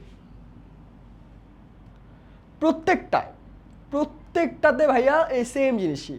আরেকটা জিনিস যেটা স্পেশাল থাকতে পারে সেটা হচ্ছে, এখানে আরেকটা জিনিস লিখে দেই, সেটা হচ্ছে উপাদান। যে প্রত্যেকটা গ্রহে স্পেসিফিক কী কী উপাদান বা কী কী গ্যাস আছে, গ্যাস নিয়ে গঠিত।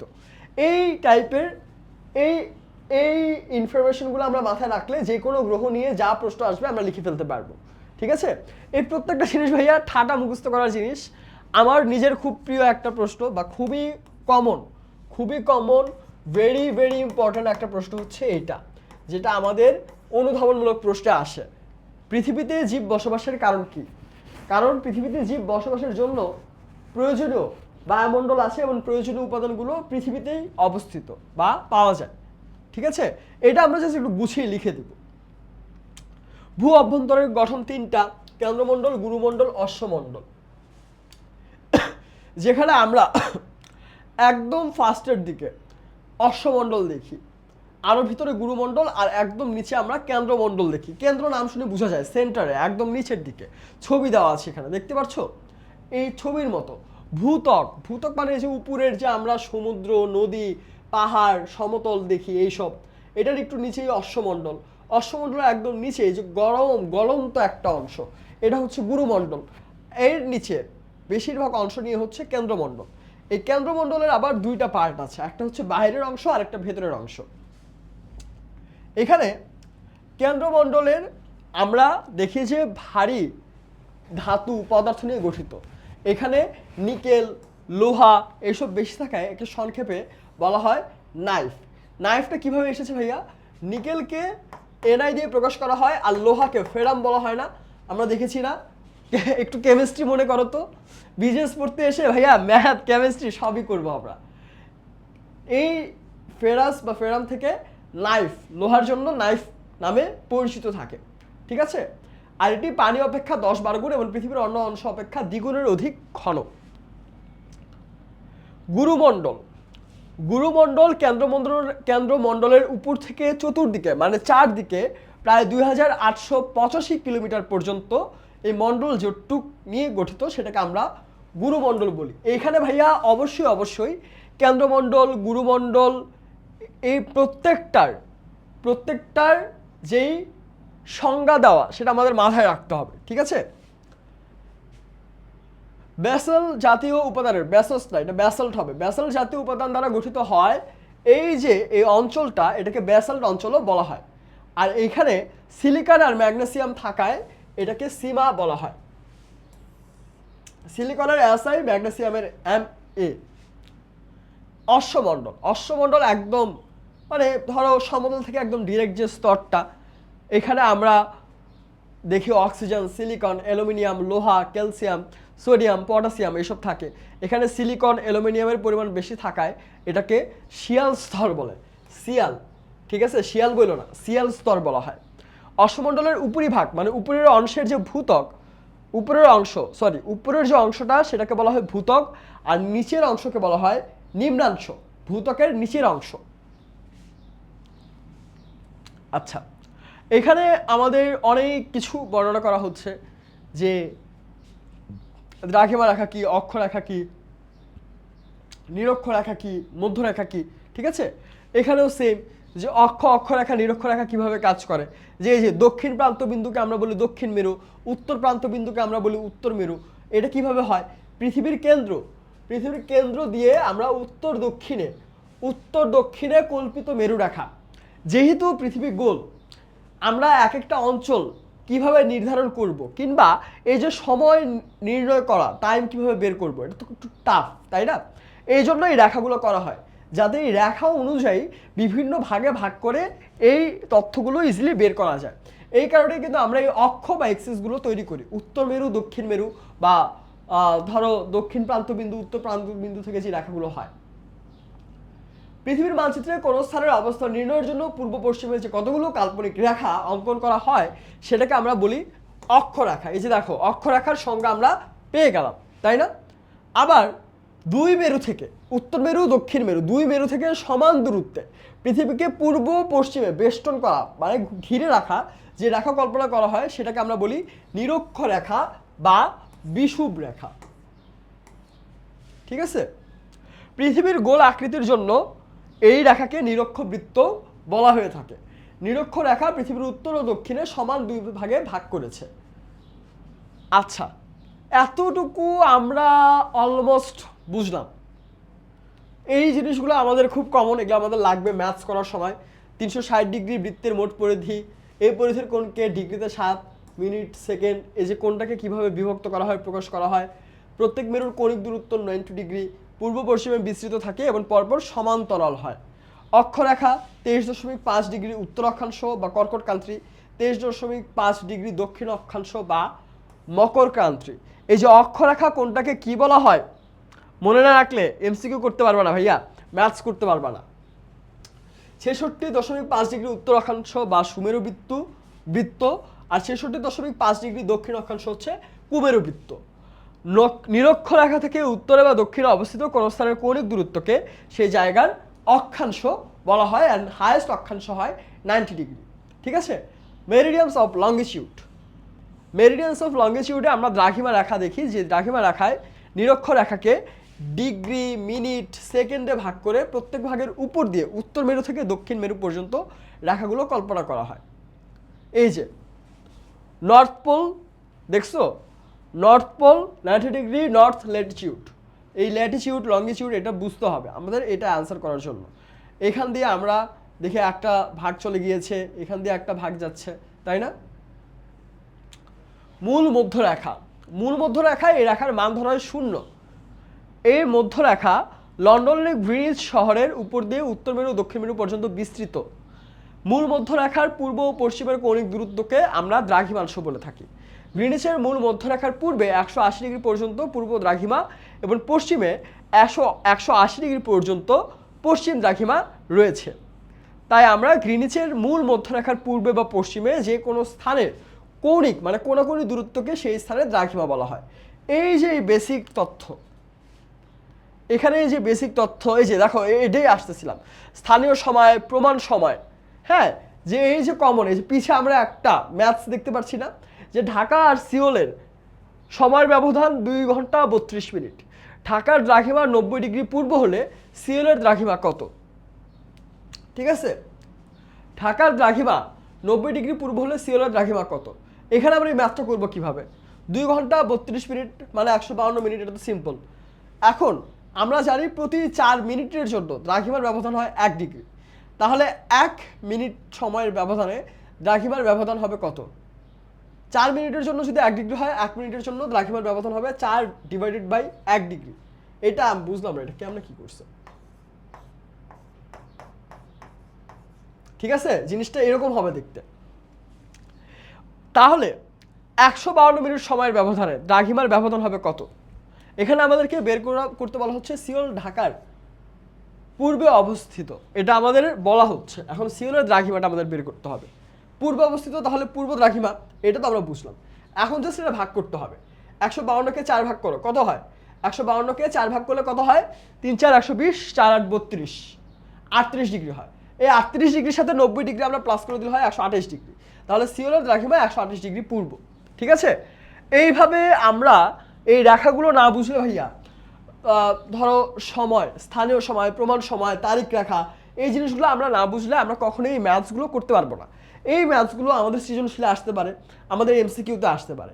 সৃজনশীল এমসিকিউ যেখানেই আসুক মাথায় রাখবা ভাইয়া, এটা প্যারা, আমিও মানি, আমিও অনেক ভয় পেতাম পড়ার সময়। কিন্তু আমাদের বিজিএসে অলরেডি একটা কমপ্লেন থাকে যে যাই লিখি টিচাররা সামহাও এই নাম্বারগুলোকে নিজেদের সম্পদ মনে করে আমাদের দিতে চায় না, মার্ক কম দেয়, তাই না? অন অ্যাভারেজ দেখা যায় যে একটা ধরো গয়ের আনসার তুমি খুব ভালো লিখেছো, তোমাকে গয়ে 2 দিয়ে রেখেছে 3-এ, ঘয়ের আনসার খুব ভালো রেখেছো, তোমাকে 4-এ 3 দিয়ে রেখেছে। সো এই কমপ্লেন আমাদের খুবই পুরানো একটা কমপ্লেন। এরকম হলে দেখা যায় অলরেডি আমি যত ভালোই লিখি আমি 10-এ 8-এর বেশি কিছুতেই পাই না সৃজনশীলে। সো এই সমস্যা দূর করার জন্য একটা মেজর চ্যাপ্টার হচ্ছে আমাদের এই 3 নম্বর চ্যাপ্টার। কারণ এই 3 নম্বর চ্যাপ্টারে যদি আমাদের সৃজনশীলে বাই লাখ কপাল জোরে যদি এই ম্যাথসগুলো এসে যায়, তাহলে কিন্তু তুমি দেখবা যেখানে 9 বা 10 তুমি ইজিলি পেয়ে যাচ্ছ। ম্যাথসগুলো থাকলে ম্যাথ তো হলে নাম্বার দিতে হবে, ভুল হলে এটা ট্রু, সে যদি ভুল করো ডিরেক্ট 3 নাম্বার 4 নাম্বার তোমার একদম কাটা। কিন্তু প্রপারলি তুমি যদি ম্যাথসটা করো বুঝে, তুমি দেখবা যে তোমার অন্য ক্ষেত্রে ম্যাথস প্রপারলি করতে পারলে তোমার গ লিখতে হয়তো 5 থেকে 6 মিনিট লাগবে, ঘ লিখতে 7 থেকে 8 মিনিট লাগবে। তুমি দেখবা যে এই টাইমটা তুমি পুরোপুরি সেভ করে ফেলতে পারছো, জাস্ট 2 মিনিটে 3 মিনিটে তুমি ম্যাথ করে ফেলতে পারছো। তোমার অন্য সৃজনশীলের জন্য পরীক্ষায় তুমি যেমন বেশি সময় পাবা ভাইয়া, একই সাথে তোমার অনেকখানি টাইমও সেভ হবে। এবং এইখানে তুমি যদি সৃজনশীলে 10-এ 10 পাও, তাহলে অন্য সৃজনশীলগুলো থেকে তোমার নাম্বারটা যখন কম দিবে সেটাও ব্যালেন্স হয়ে যাবে। ঠিক আছে, কষ্ট হলেও এই কারণে এই চ্যাপ্টারটা বুঝে পড়ে শেষ করার চেষ্টা করবা। আর এমসিকিউ না, সরি সিকিউ না হয় ভাই আমি এটা অ্যান্সার করবো না, আমার আমার যায় আসে না, এটা বলে হয়তো পার পাইতে পারবা। কিন্তু যখন সিকিউ বাদ দিয়ে এমসিকিউ অ্যান্সার করতে হবে, তখন তো তুমি আর বাদ দিতে পারবে না, তখন তো তোমার কাছে অপশন নেই, বাদ দিলে তোমার 1 নাম্বার নেই। যদি এরকম ম্যাথস বা সৃজনশীল বাদে সৌরজগতের চ্যাপ্টার থেকে 2টা বা 3টা আসে, ওই 2টা 3টে এমসিকিউ তোমাকে ডান সবকা করে ফেলে রেখে আসতে হবে পরীক্ষায়। ঠিক আছে, সো এটা যদি করতে না হয় মনোযোগ দিয়ে পড়ে ফেলো। ঢাকা ও চেন্নাইয়ের মধ্যে দ্রাঘিমার পার্থক্য। আচ্ছা, দ্রাঘিমার 90 ডিগ্রি পূর্ব, 80 ডিগ্রি 15 মিনিট পূর্ব। আচ্ছা, ঢাকায় যখন মধ্যাহ্ন, চেন্নাইয়ের স্থানীয় সময় তখন কত? আচ্ছা, স্থানীয় সময় জিজ্ঞেস করা হচ্ছে চেন্নাই। দ্রাঘিমার পার্থক্য আগে বের করা হলো মাইনাস করে গুড। 1 ডিগ্রি দ্রাঘিমার পার্থক্যের জন্য সময় হয় 4 মিনিট। তাহলে 9 ডিগ্রি দ্রাঘিমার জন্য 4 9 36 মিনিট, আর 1 দ্রাঘিমার পার্থক্যের জন্য সময়ের পার্থক্য হয় 4 সেকেন্ড। তাহলে 45 ডিগ্রি দ্রাঘিমার জন্য সময়ের পার্থক্য হবে 45 × 4 180 সেকেন্ড, তার মানে 3 মিনিট, তাহলে 39 মিনিট। চেন্নাই ঢাকার পশ্চিমে অবস্থিত, চেন্নাইয়ের দ্রাঘিমা কম, তাই চেন্নাইয়ের সময়ও কম হবে। এই যে পূর্বে গেলে কি, পূর্বে গেলে দ্রাঘিমা বেশি, টাইম বেশি, আর পশ্চিমে গেলে দ্রাঘিমা কম, টাইমও কম। এই জিনিসগুলো মাথায় রাখবা ভাইয়া, সেট করে ফেলবা। তাহলে দেখবা যে ধরো অনেক সময় আমাদের যা হয়, তুমি ম্যাথটা করছো না এই পর্যন্ত 39 মিনিট, তুমি খুব ভালো ফাইনালি তুমি বের করে ফেলছো। কখন বোঝা যায় যে তুমি আসলে ফাঁকিবাজি করছো? তুমি যদি প্রপারলি না পড়ো বা না বইটা না খেয়াল করো, তুমি কি করবা? তুমি তখন লিখবা যে ঢাকায় যদি 12টা বাজে, তাহলে চেন্নাইয়ে বাজে 39 মিনিট প্লাস 12টা 39, কিন্তু এটাতে অ্যান্সার হবে না। অ্যান্সার হবে চেন্নাইয়ের সময়টা আরও কম, 12টা থেকে 39 মিনিট মাইনাস হবে, 12টা থেকে 39 মিনিট মাইনাস হবে 11টা 21, তুমি কিন্তু 12টা 39 লিখবা। সো দিন শেষে তুমি অনেক কষ্ট করে দেখলা যে ম্যাথটা করলা, সব কিছু মিলিয়ে ফেললা, তুমি 4-এ বা 3-এ একদম 0 পাচ্ছ। ঠিক আছে, সো এই জন্য আমাদেরকে ভাইয়া এই চ্যাপ্টারটা যাই পড়ি, যতটুকু পড়ি, গুরুত্ব দিয়ে বুঝে পড়ে ফেলতে হবে। ঠিক আছে, আবারও বলছি, গুরুত্ব দিয়ে পড়ে ফেলবা। হ্যাঁ, এই যে এখানে প্রতিবাদ স্থান আছে, প্রতিবাদ স্থান এখানে আমাদেরকে আন্তর্জাতিক তারিখ রাখার প্রয়োজনীয়তা, এই ধরনের অনুধাবনমূলক প্রশ্ন হয়তো আসতে পারে, বা ম্যাথস করার ক্ষেত্রে এটা আমাদেরকে হেল্প করবে। ঠিক আছে, আবার ওই যে বিশ্বের সবচেয়ে পৃথিবীর বড় দিন, ছোট দিন, আবার এখানে এই যে জোয়ার ভাটার ব্যবধান, জোয়ার ভাটার কারণ, এই টাইপের যে প্রশ্নগুলো সেটা এখানে দেওয়া আছে। আচ্ছা, আমরা এখন 3 নম্বর চ্যাপ্টারের ডিরেক্ট সিকিউতে চলে যাই। সিকিউ দেখবো, এমসিকিউ দেখবো, সিকিউ আর এমসিকিউ দেখে এটাকে আমরা শেষ করে দেবো। ঠিক আছে, গ্রহ সম্পর্কে পড়াশোনা করতে গিয়ে মনিকা এমন একটা গ্রহ জানতে পারে যা পৃথিবী থেকে অনেক বড় এবং আমাদের সূর্য যে গ্যাস দিয়ে তৈরি ওই গ্যাসগুলি গ্রহটির বায়ুমণ্ডলে আছে। গত শীতকালীন ছুটিতে সামিরা অস্ট্রেলিয়াতে বেড়াতে যায়, সেখানে পৌঁছে সে তার বন্ধুদের কাছে জানতে পারে তাদের গ্রীষ্মকালীন ছুটি চলছে। সামিরা চিন্তা করলো একই সময় পৃথিবীর সকল দেশে একই ঋতু বিরাজ করে না। এই যে এটা হচ্ছে ঋতু পরিবর্তন, এক এক জায়গায় যে আমরা এক এক ঋতু দেখতে পারি, ঠিক আছে। সামিরার ধারণা যে এক এক ঋতু বিরাজ করে না, এই ধারণাটা সঠিক। কেন এটা আমরা দেখব। ঘটনা একে, কোন গ্রহ স্থানীয় সময় বিভিন্ন স্থান ভিন্ন ভিন্ন কেন হয়? স্থানীয় সময় বিভিন্ন স্থান ভিন্ন ভিন্ন কেন হয়? কারণ এই যে এক এক সময় এই যে পৃথিবী তো ঘূর্ণায়মান, পৃথিবী নিজের অক্ষেও ঘুরছে আবার সূর্যকে কেন্দ্র করেও ঘুরছে। এই যে পৃথিবী যে নিজের অক্ষে ঘুরছে, এই অক্ষে ঘুরতে ঘুরতে এবং সূর্যকে ঘুরতে ঘুরতে এক এক জায়গায় সময় এক একটা হয়ে যায়। অনুসূর কাকে বলে? জানুয়ারির 1 থেকে 3 তারিখ পর্যন্ত সূর্য পৃথিবীর সবচেয়ে কাছাকাছি অবস্থানে থাকে, যেটাকে অনুসূর বলা হয়। আকাশে মধ্যাহ্ন সূর্যের অবস্থান দেখে যে সময় নির্ধারণ করা হয় তাকে বলা হয় স্থানীয় সময়। যে স্থানে বা কোনো স্থানের সূর্য যখন ঠিক মাথার উপরে আসে তখন সেখানে বেলা 12টা ধরে যে সময় গণনা করা হয় তাই ওই স্থানের স্থানীয় সময়। একই দ্রাঘিমায় অবস্থিত সকল স্থানের স্থানীয় সময় এক, কিন্তু দ্রাঘিমা রেখার ভিন্নতার কারণে স্থানীয় সময়ের ভিন্নতা দেখা যায়। এই যে দ্রাঘিমা রেখা যেটা বললাম যে ঘুরছে এক এক জায়গায়, দ্রাঘিমা রেখা এক এক জায়গায়, সো এই দ্রাঘিমা রেখা চেঞ্জ হওয়ার কারণে এক এক জায়গার স্থানীয় সময়ও আলাদা হয়ে যায়। ঘটনা একের গ্রহটা হচ্ছে শনি। শনি গ্রহ যেহেতু বলছে আমাদেরকে এখানে শনি গ্রহ নিয়ে এক্সপ্লেন করে লিখতে হবে। এইখানে একটা জিনিস খেয়াল করছো যে এই সৃজনশীল যাদের করতে হয়েছে তাদের কিন্তু কপালটা খারাপ, কারণ তাদেরকে আবার গতানুগতিক সৃজনশীলের মতো বর্ণনা করেই লিখতে হয়েছে, ঠিক আছে।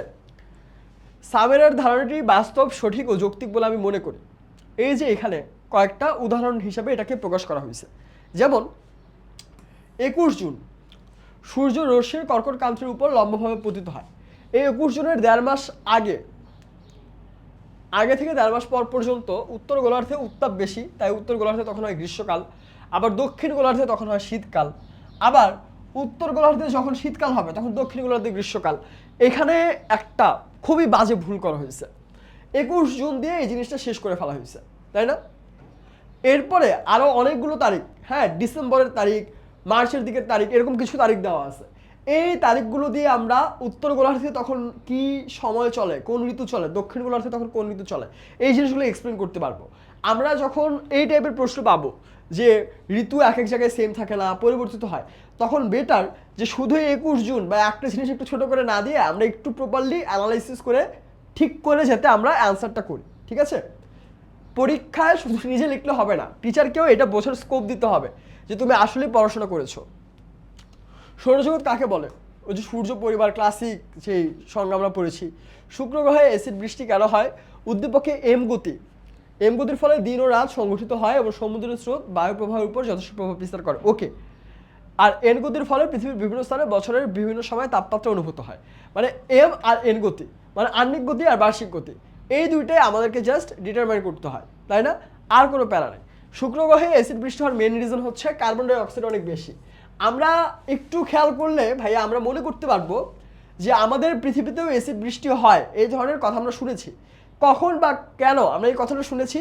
পৃথিবীর এনভায়রনমেন্টাল জায়গায় বা বায়ুমণ্ডলে যখন কার্বন ডাই অক্সাইডের পরিমাণ বেড়ে গিয়েছে তখন যে বৃষ্টিটা হয় সেটাকে আমরা অ্যাসিড বৃষ্টি বলি। সো শুক্র গ্রহে এই অ্যাসিড বৃষ্টিটা খুবই বেশি, কারণ এখানে কার্বন ডাই অক্সাইডের পরিমাণ খুবই বেশি। এই যে এম আহ্নিক গতি, যে কারণে 24 ঘন্টায় একদিন হয়, আর এর হচ্ছে বার্ষিক গতি, যে 365 দিনে পৃথিবী সূর্যকে একবার ঘুরে আসে। সৌর কলঙ্ক কাকে বলে? এই যে দেখছো বলছিলাম যে এই টাইপের প্রশ্ন আমাদের আসবে। সৌর কলঙ্ক কাকে বলে? এই টাইপের প্রশ্ন আমাদের আসবে জ্ঞানমূলকে। প্রমাণ সময় কর্ণচিত্রে প্রদর্শিত এ, ওকে। গতিপথ, এখানে এ যেটা দেওয়া 1 2 3, 3 নম্বর গ্রহ না? 3 নম্বর গ্রহ কি? 3 নম্বর গ্রহ আমরা কি পড়ছি ভাইয়া? সূর্য থেকে 3 নম্বর গ্রহ হচ্ছে পৃথিবী, তাহলে এটার আনসার হবে পৃথিবী। আর মানব জীবনের চিত্র ক্ষয়ে উল্লেখিত বিষয়টির প্রভাব ব্যাপক। পৃথিবী, চাঁদ, সূর্য, এই জিনিসটাকে আমরা এক্সপ্লেন করতে পারি কি দিয়ে ভাইয়া? জোয়ার ভাটা দিয়ে, তাই না? সৌর কলঙ্ক সানস্পট, সূর্যের যে কালো দাগটা আছে সেটাকে সানস্পট বলে, বেসিক।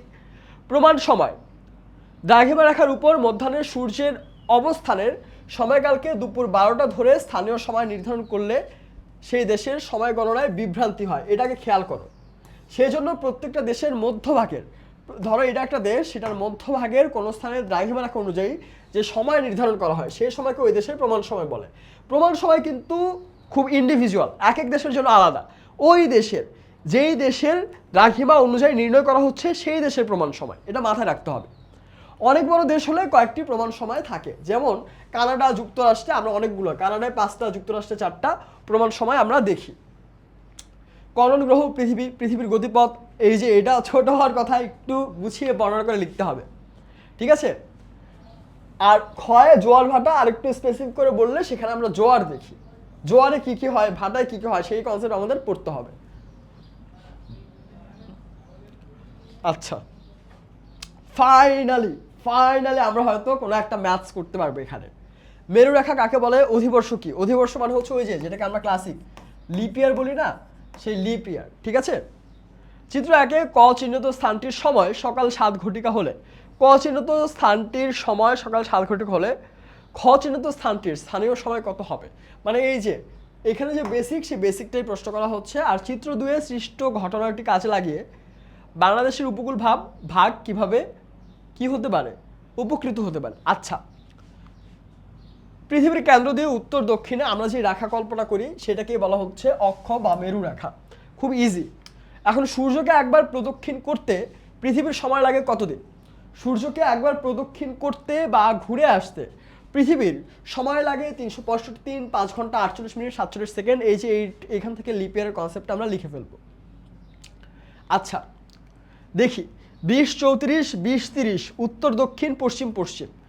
ওকে, তাহলে কস আর ক্ষয়ের 92 ডিগ্রি থেকে 60 ডিগ্রি আমরা মাইনাস করলে হয় 32, 32 ইন্টু 4 হবে, কারণ 1 degree is equal to 4 minute, 32 আর 4 করলে 180 মিনিট হয়। এখন ক স্থানের সময় সকাল 8 ঘটিকা না, হ্যাঁ সকাল 7 ঘটিকা দাও, এখানে 8 কেন দাও? ক স্থানের সময় সকাল 7 ঘটিকা, উভয় স্থানের সময়ের পার্থক্য 128 মিনিট। ক থেকে খ পূর্ব দিকে, তাহলে কি হবে?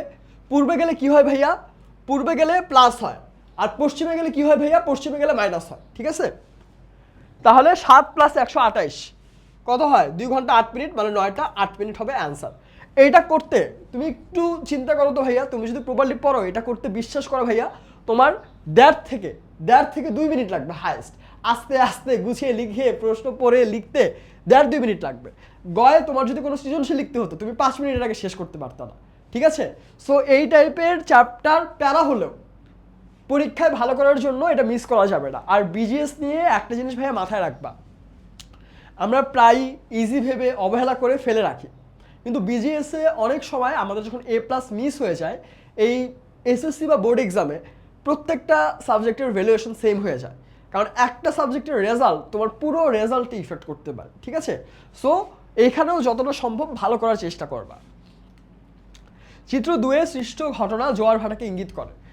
এখানে আমাদের বইয়ে একদম শেষের দিকে সম্ভবত একটা প্যারাই দেওয়া আছে যে জোয়ার ভাটা কিভাবে আমাদের উপকার করে, ওই প্যারাটা একটু গুছিয়ে লিখলেই হয়ে যাবে। আচ্ছা, আবারও সেম জিনিস আমরা মনে হয় পাবো। উত্তরায়ণাস্ত ট্রপোমণ্ডল কেন গুরুত্বপূর্ণ? এই যে ট্রপোমণ্ডল, ট্রপোস্ফিয়ার। ছকের স্তরের সময় শুক্রবারে সকাল 10টা হলে, সকাল 10টা হলে বি স্থানের সময় নির্ণয় করো। 15 অক্টোবর তারিখে এ ও বি স্থানে, 15 অক্টোবর তারিখে এ ও বি। আচ্ছা আস্তে আস্তে আমরা চাই। উত্তরায়ণাস্ত খুব ইজি একটা অ্যান্সার হয়েছে, 21 জুনের পর সূর্য আর উত্তর গোলার্ধের দিকে না সরে দক্ষিণ গোলার্ধের দিকে সরে, এইটাকে আমরা বলি উত্তরায়ণাস্ত, ঠিক আছে। কারণ উত্তর দিকে অয়নান্ত, কারণ উত্তর দিকে আর যায় না, দক্ষিণ দিকে যায়। ট্রপোমণ্ডল ভূপৃষ্ঠ সংলগ্ন স্তর বা বায়ুমণ্ডলের সর্বনিম্ন স্তর, এটা আমরা জানি, এই ম্যাথটা আমরা করি। 95 আর 85, তাই না? এইখানে আমরা পার্থক্য যখন বের করব এ ও বি স্থানে, সেটা হয় 180। এখন 1 ডিগ্রির জন্য 4 মিনিট, তাহলে 180-র জন্য হবে 720 মিনিট বা 12 ঘন্টা। যেহেতু বি স্থানে এ স্থানের চেয়ে পশ্চিমে হলে কি হবে? মাইনাস হবে, মানে 12 ঘন্টা সময় কম হবে। এ স্থানে বাজে সকাল 10টা, তাহলে বি স্থানে আমরা যদি মাইনাস করি সেখানে হবে বৃহস্পতিবার রাত 10টা। কেন? কারণ বলাই হয়েছে ভাইয়া যে এ স্থানে শুক্রবার সকাল 10টা, তাহলে বি স্থানে হবে বৃহস্পতিবার রাত 10টা। 15 অক্টোবর তারিখে ও বি স্থানে দিনের দৈর্ঘ্যের কোনো তারতম্য হবে কি? উত্তরের সপক্ষে যুক্তি দাও। আচ্ছা, এইখানে খুব সুন্দর করে ব্যাখ্যা করা হয়েছে যে এ স্থান অপেক্ষা বি স্থানের দিনের দৈর্ঘ্য বেশি হবে অক্টোবরে। এখানে আমরা যদি জাস্ট দ্রাঘিমার ক্ষেত্রে খেয়াল করি, দুইটা আলাদা হয়ে যাচ্ছে, তাই না? 23 সেপ্টেম্বরের পর সূর্য উত্তর মেরু থেকে দূরে সরতে থাকে। উত্তর মেরু সূর্য থেকে দূরে সরে, আর দক্ষিণ মেরু সূর্যের কাছে এসে পড়ে। কারণ উত্তর মেরুতে আমরা দেখি সেপ্টেম্বর, অক্টোবর, নভেম্বর, ডিসেম্বরের দিকে শীত। দক্ষিণ মেরুতে আমরা দেখি জুন, জুলাই, আগস্ট, সেপ্টেম্বর ওই দিকে শীতটা পড়ে। এভাবে 22 ডিসেম্বর সূর্য দক্ষিণ মেরুর দিকে সবচেয়ে বেশি হেলে থাকে। এদিন সূর্য মকর ক্রান্তি রেখার উপর লম্বা হয়ে পতিত হয়। তাই এই দিন দক্ষিণ গোলার্ধে সবচেয়ে বড় এবং ছোট রাত হয়, আর উত্তর গোলার্ধে ছোট দিন এবং বড় রাত হয়।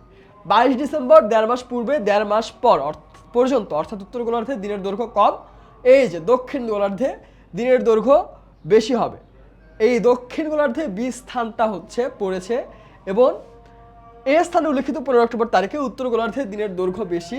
এই ক্ষেত্রে এ স্থানের অক্ষাংশে 30 ডিগ্রি উত্তরে এবং বি স্থানের অক্ষাংশ 35 ডিগ্রি দক্ষিণ অবস্থানের কারণে বি স্থানের দিনের দৈর্ঘ্য এ স্থানের চেয়ে বেশি হবে, কারণ সিম্পলি বি স্থান দক্ষিণ দিকে পড়েছে। ঠিক আছে, খুবই ইজি। এই যে আবারও ম্যাথ, সৌর কলঙ্ক, তারিখ রেখা, ইউজুয়াল প্রশ্ন কি দেওয়া আছে এখানে।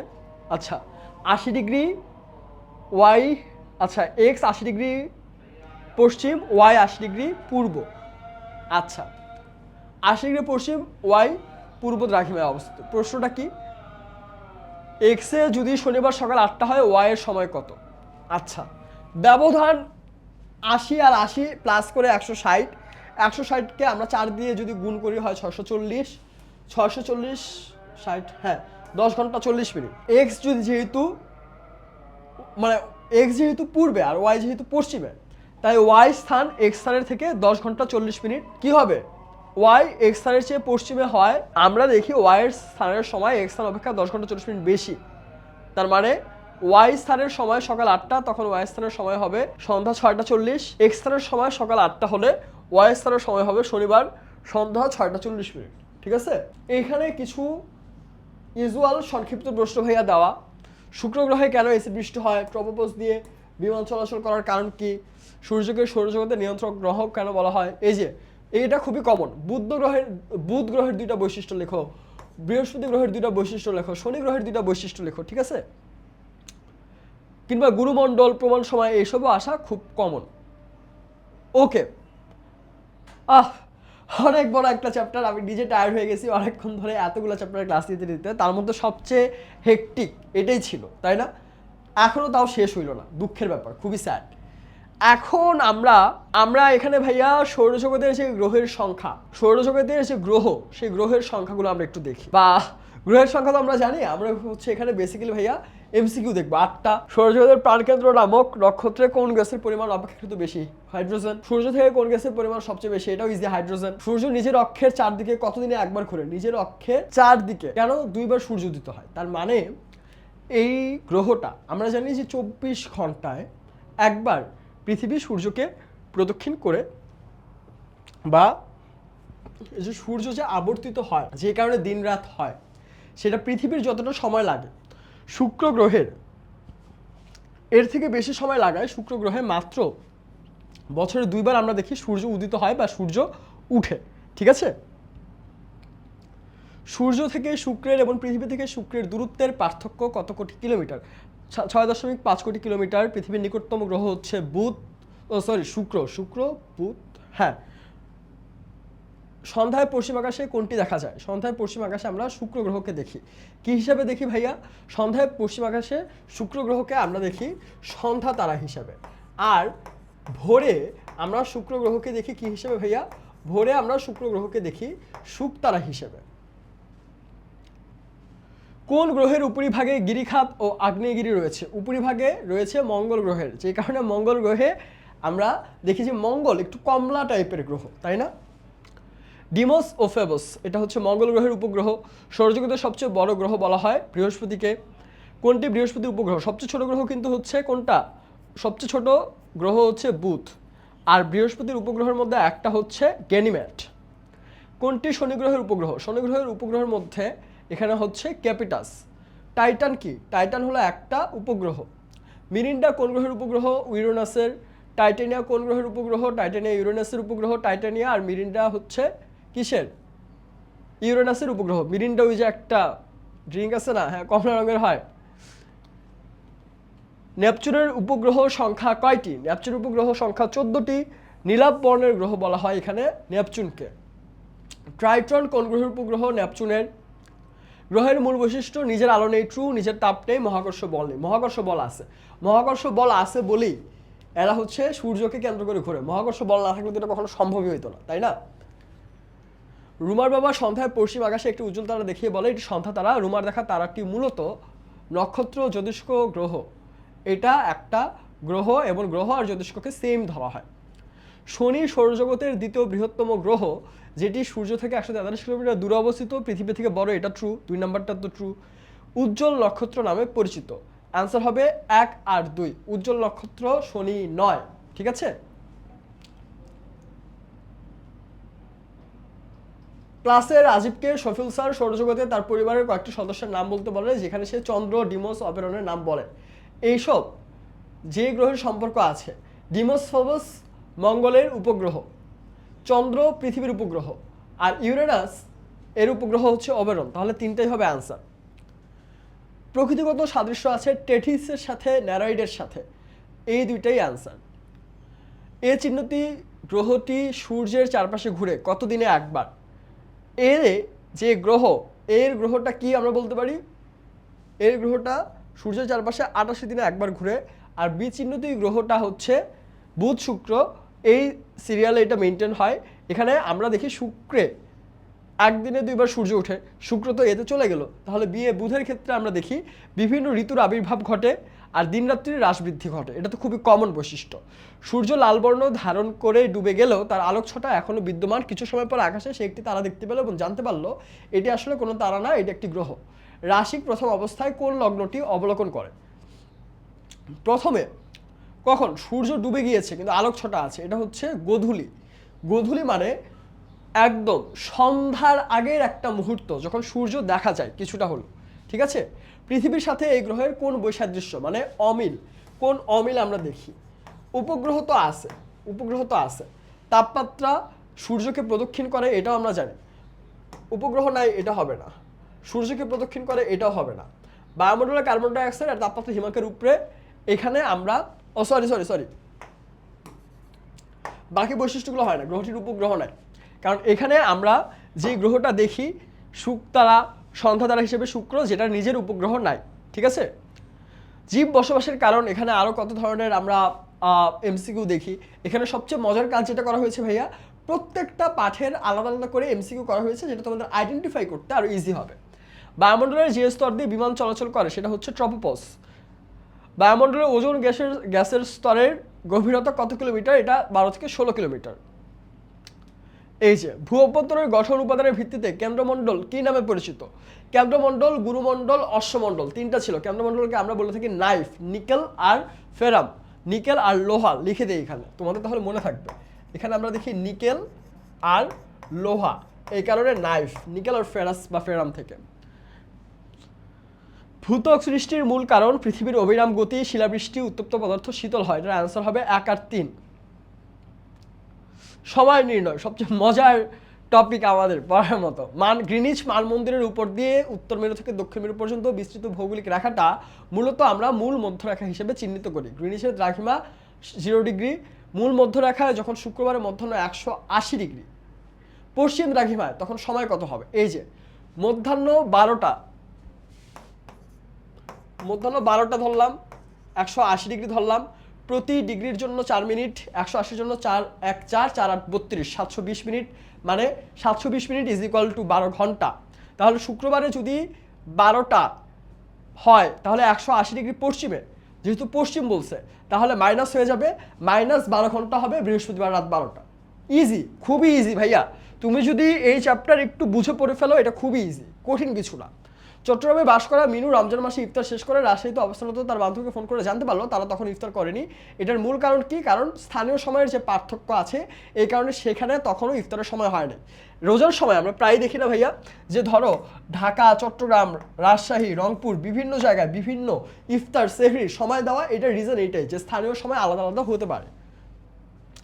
ঢাকা থেকে পঞ্চগড়ের সময়ের পার্থক্য 8 মিনিট। ঢাকার দ্রাঘিমা 90 ডিগ্রি পূর্ব হলে পঞ্চগড়ের দ্রাঘিমা কত?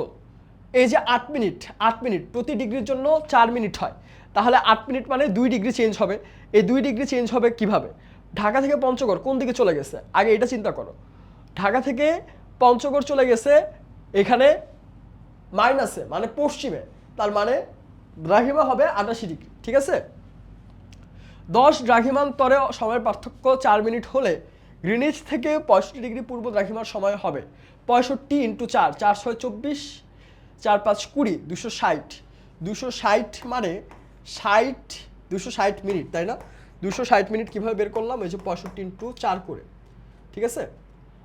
260 মিনিট 120, 120, 4 ঘন্টা, 4 ঘন্টা 20 মিনিট, বি হবে অ্যান্সার, 4 ঘন্টা 20 মিনিট। মূল মধ্যরেখা থেকে 5 ডিগ্রি পূর্ব দিকে সরে গেলে সময়ের ব্যবধান কত হবে? মূল মধ্যরেখা থেকে 5 ডিগ্রি যদি আমরা পূর্ব দিকে সরি তাহলে সময়ের ব্যবধান হবে 4 5 20 মিনিট, কারণ প্রতি ডিগ্রির জন্য 4 মিনিট করে, তাই না? 1 দ্রাঘিমান্তরে 4 মিনিট হয়, সময়ের ব্যবধান ইজি। 12 ডিগ্রি 30 দ্রাঘিমার জন্য সময়ের পার্থক্য কত? 12 ডিগ্রি, 1 ডিগ্রির জন্য 4 মিনিট, তার মানে 4 12 48 মিনিট, 48 মিনিট 12 ডিগ্রির জন্য।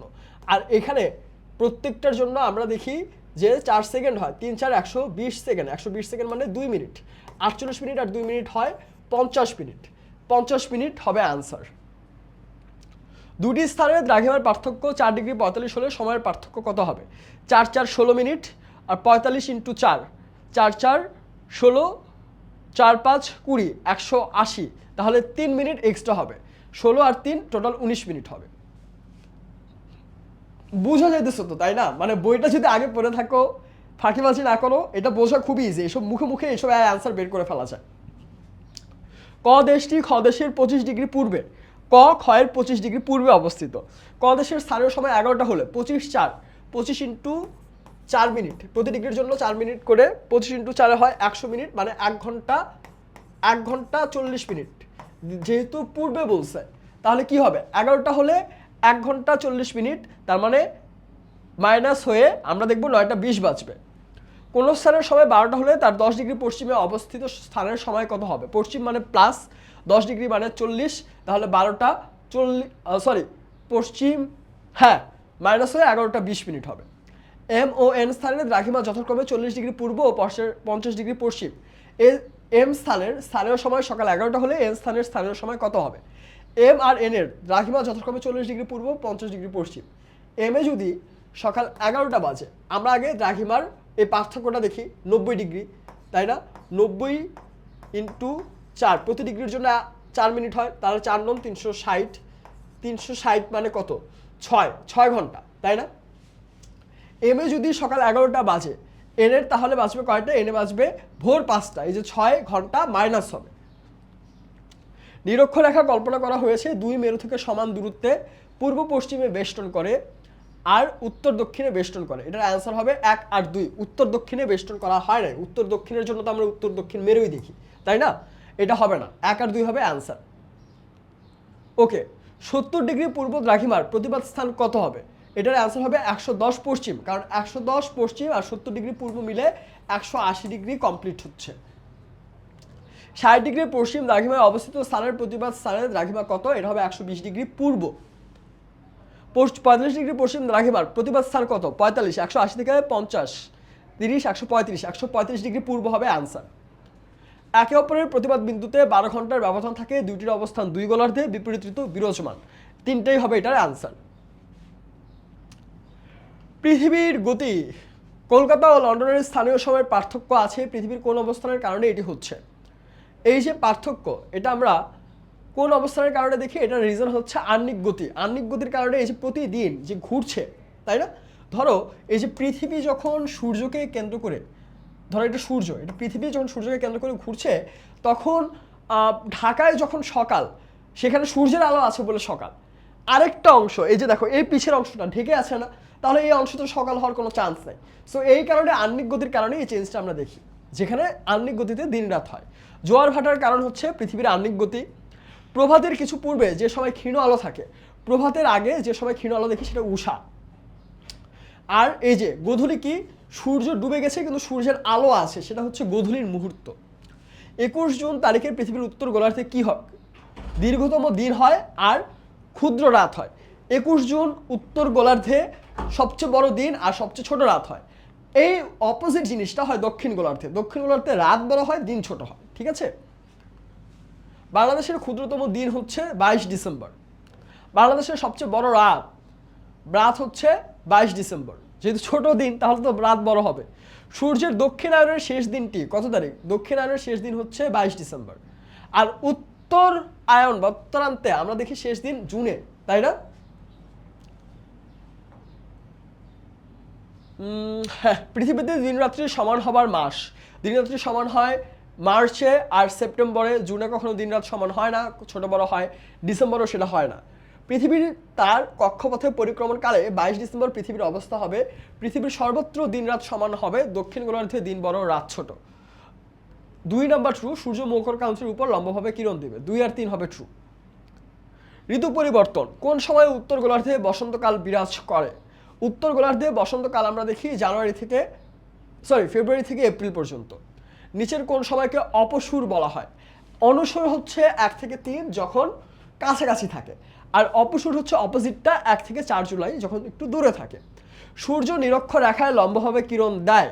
21 মার্চ, 21 জুন, 23 সেপ্টেম্বর। অ্যান্সার হবে 21 মার্চ আর 23 সেপ্টেম্বর। জোয়ার ভাটা পৃথিবীর উপর চন্দ্রের মানে চাঁদের আকর্ষণ সূর্য অপেক্ষা প্রায় 2 গুণ মানে ডাবল। অমাবস্যা তিথিতে চন্দ্র ও সূর্য পৃথিবীর সাথে কি অবস্থানে থাকে? অমাবস্যায় দেখা যায় একই পাশে, চাঁদ সূর্য পৃথিবীর একই সাইডে অবস্থান করে। জোয়ার ভাটা অর্থনীতিতে কিভাবে প্রভাব ফেলে?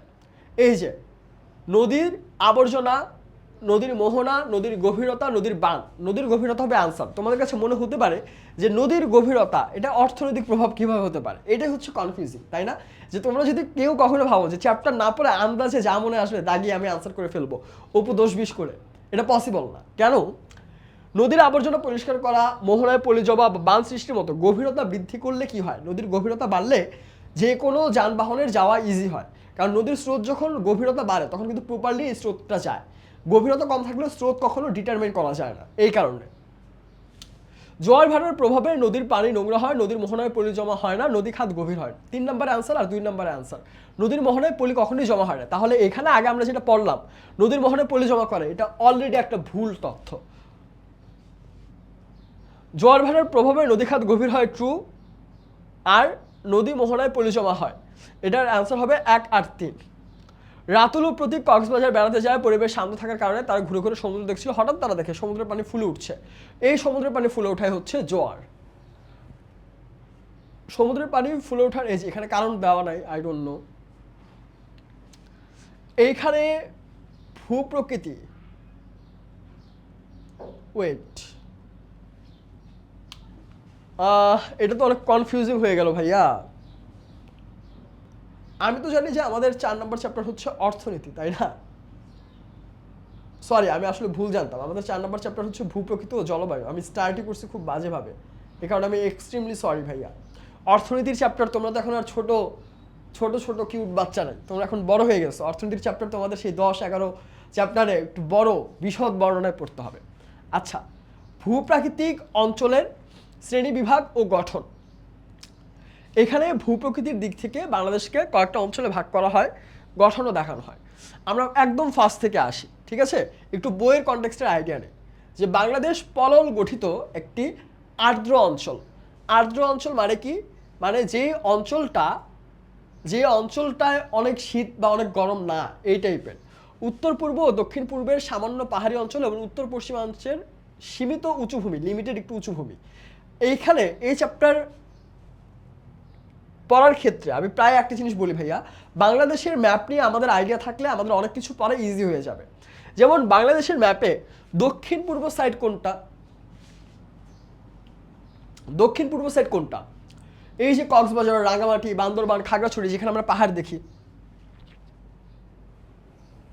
উত্তর পূর্ব সাইড,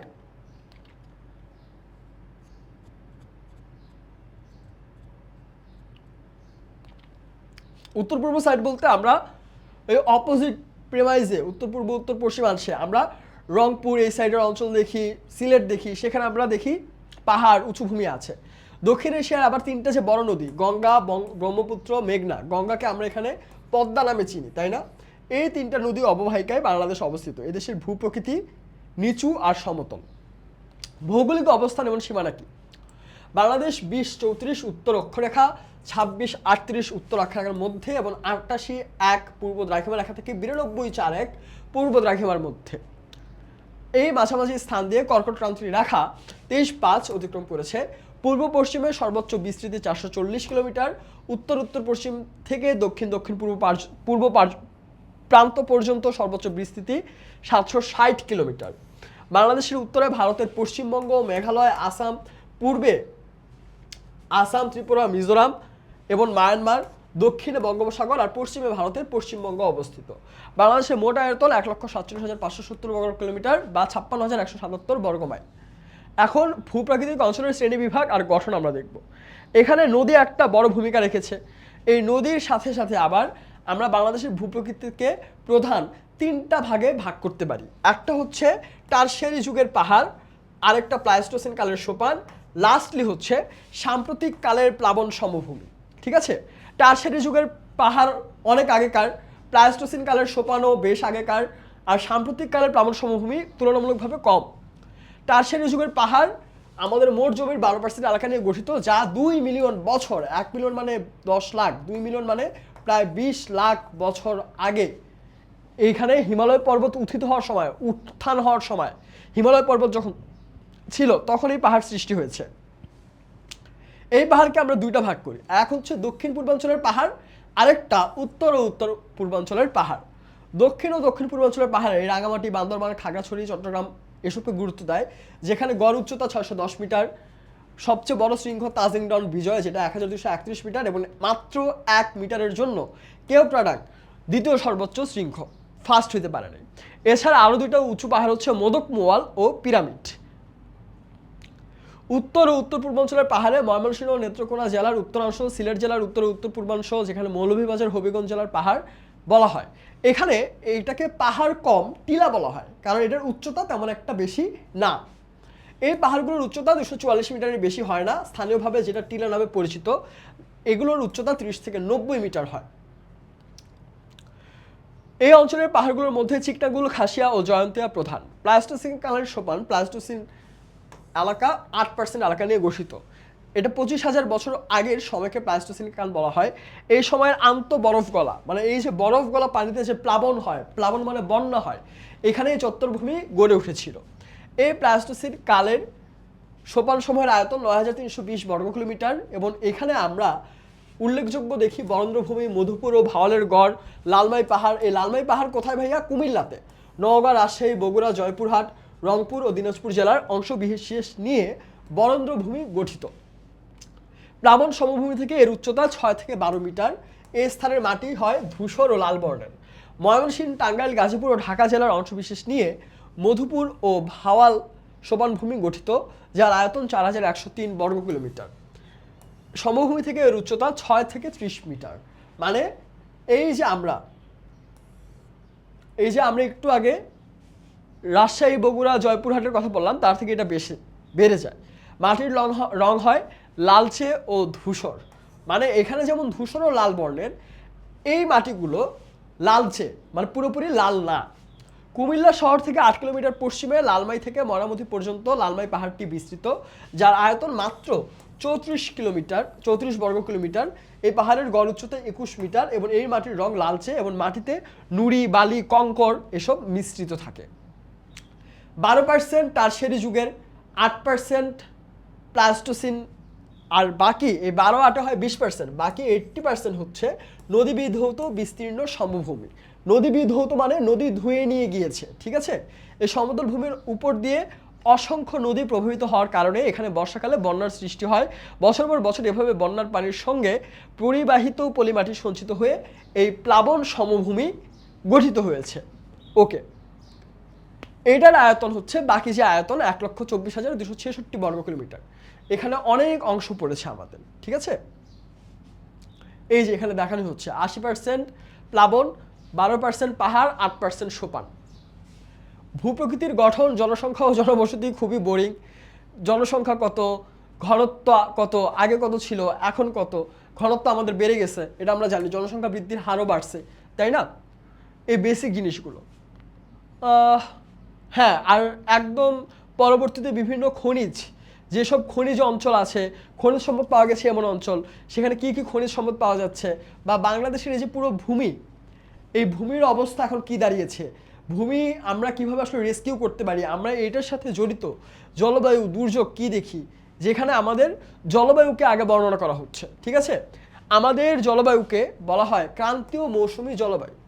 এই জলবায়ু উষ্ণ, আর্দ্র ও সমভাবাপন্ন। সমভাবাপন্ন মানে আমাদের জন্য সুইটেবল, ঠিক আছে, সুইটেবল একটা জলবায়ু আমাদের। এখানে আমরা 6টা ঋতু দেখি, গ্রীষ্ম, বর্ষা, শরৎ, হেমন্ত, শীত, বসন্ত। ঋতুভেদে জলবায়ু কিছুটা তারতম্য হয়, কিছুটা চেঞ্জ আমরা দেখি, কিন্তু এখানে 6টা ঋতুকে আমরা প্রধান 3টি ঋতু হিসেবে দেখি, যার নিচে আলাপ করা হচ্ছে। এখানে আমরা শীতকাল নভেম্বর থেকে ফেব্রুয়ারি পর্যন্ত থাকে, হায়েস্ট শীত কত হয়, সর্বনিম্ন কত ডিগ্রি সেলসিয়াস দেখি, সর্বোচ্চ কত দেখি, 29-11। গড় তাপমাত্রা থাকে 17.7, ঠিক আছে। এই টাইপের তথ্যগুলো আমাদেরকে মনে রাখতে হবে, যে কোথায় আবার বেশি শীত হয়, কোথায় আবার বেশি গরম হয়।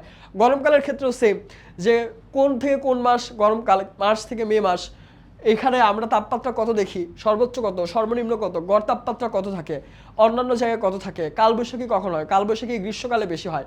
কালবৈশাখীর নাম বৈশাখ কেন, কারণ এটা বৈশাখ মাসে হয়, ঠিক আছে। এইভাবে আস্তে আস্তে বর্ষাকাল, এরকম 3টা মেইনলি, গ্রীষ্ম, বর্ষা, শীত, এই 3টার বর্ণনা করা হচ্ছে। এই সাথে ভারতের জলবায়ু, ইন্ডিয়ার জলবায়ু কেমন, ইন্ডিয়ার জলবায়ুতে আমরা কি অবস্থা দেখি, ইন্ডিয়া ছাড়া ইন্ডিয়ার জলবায়ুর শীত কেমন, বর্ষাকাল কেমন, এছাড়া মায়ানমারের জলবায়ু কেমন, সেখানে শীত বর্ষা কেমন, নেপালের জলবায়ু, এই তথ্যগুলো আমরা এখানে পাই। ইভেন একই সাথে ভূমিকম্প নিয়ে আমাদের এই চ্যাপ্টারে ভূমিকম্পের ধারণা, ভূমিকম্প কেন হয়, ভূমিকম্পের ফলাফল কি, সবচেয়ে বাজে বাজে ভূমিকম্পের কিছু উদাহরণ আমাদের দেওয়া হয়েছে, যা হিস্ট্রিতে অলরেডি হয়ে গিয়েছে। এইখানে একটা মজার আসলে বলা উচিত, তাই এটা প্যাথেটিক, ভূমিকম্প তো প্যাথেটিক। মজা আসিন আমরা জানতে পারবো যে কোথায় কোথায় বেশি হয়। সেখানে কিছু ভূমিকম্প প্রবণ অঞ্চলের কথা বলা হয়েছে। এখানে 3টা ভাগ করা হয়েছে। প্রশান্ত মহাসাগরীয় বলয়, যেখানে প্রশান্ত মহাসাগরের ভূসীমানার বরাবর সবচেয়ে বেশি ভূমিকম্প হয়। জাপান, ফিলিপাইন, চিলি, এলেশিয়ান দ্বীপপুঞ্জ, আলাস্কা সবচেয়ে বেশি ভূমিকম্প প্রবণ এলাকা। ভূমধ্য সাগরীয় হিমালয় অংশ, এটা ককেশাস, ইরান, হিমালয়, ইন্দোচীন, পূর্ব ভারতীয় দ্বীপপুঞ্জ হয়ে নিউজিল্যান্ড পর্যন্ত বিস্তৃত। আর মধ্য আটলান্টিক ভারত মহাসাগরীয় শৈলশিরা অংশ, উত্তর দক্ষিণ বরাবর মধ্য আটলান্টিক শৈলশিরা এবং ভারত মহাসাগরীয় শৈলশিরা একত্রিত হয়ে মিশে আফ্রিকার লোহিত সাগর বরাবর ভূমধ্যসাগরীয় অংশের সঙ্গে মিলেছে। এই 3টা প্রধান বলয় ছাড়াও বিচ্ছিন্নভাবে ভূপৃষ্ঠের অভ্যন্তরে এবং মহাসাগরের খাদে কিছু অংশে ভূমিকম্পের প্রকোপ দেখা যায়। এখন বাংলাদেশে ভূমিকম্পের কারণ বা প্রভাব আমরা কি কি দেখতে পারি।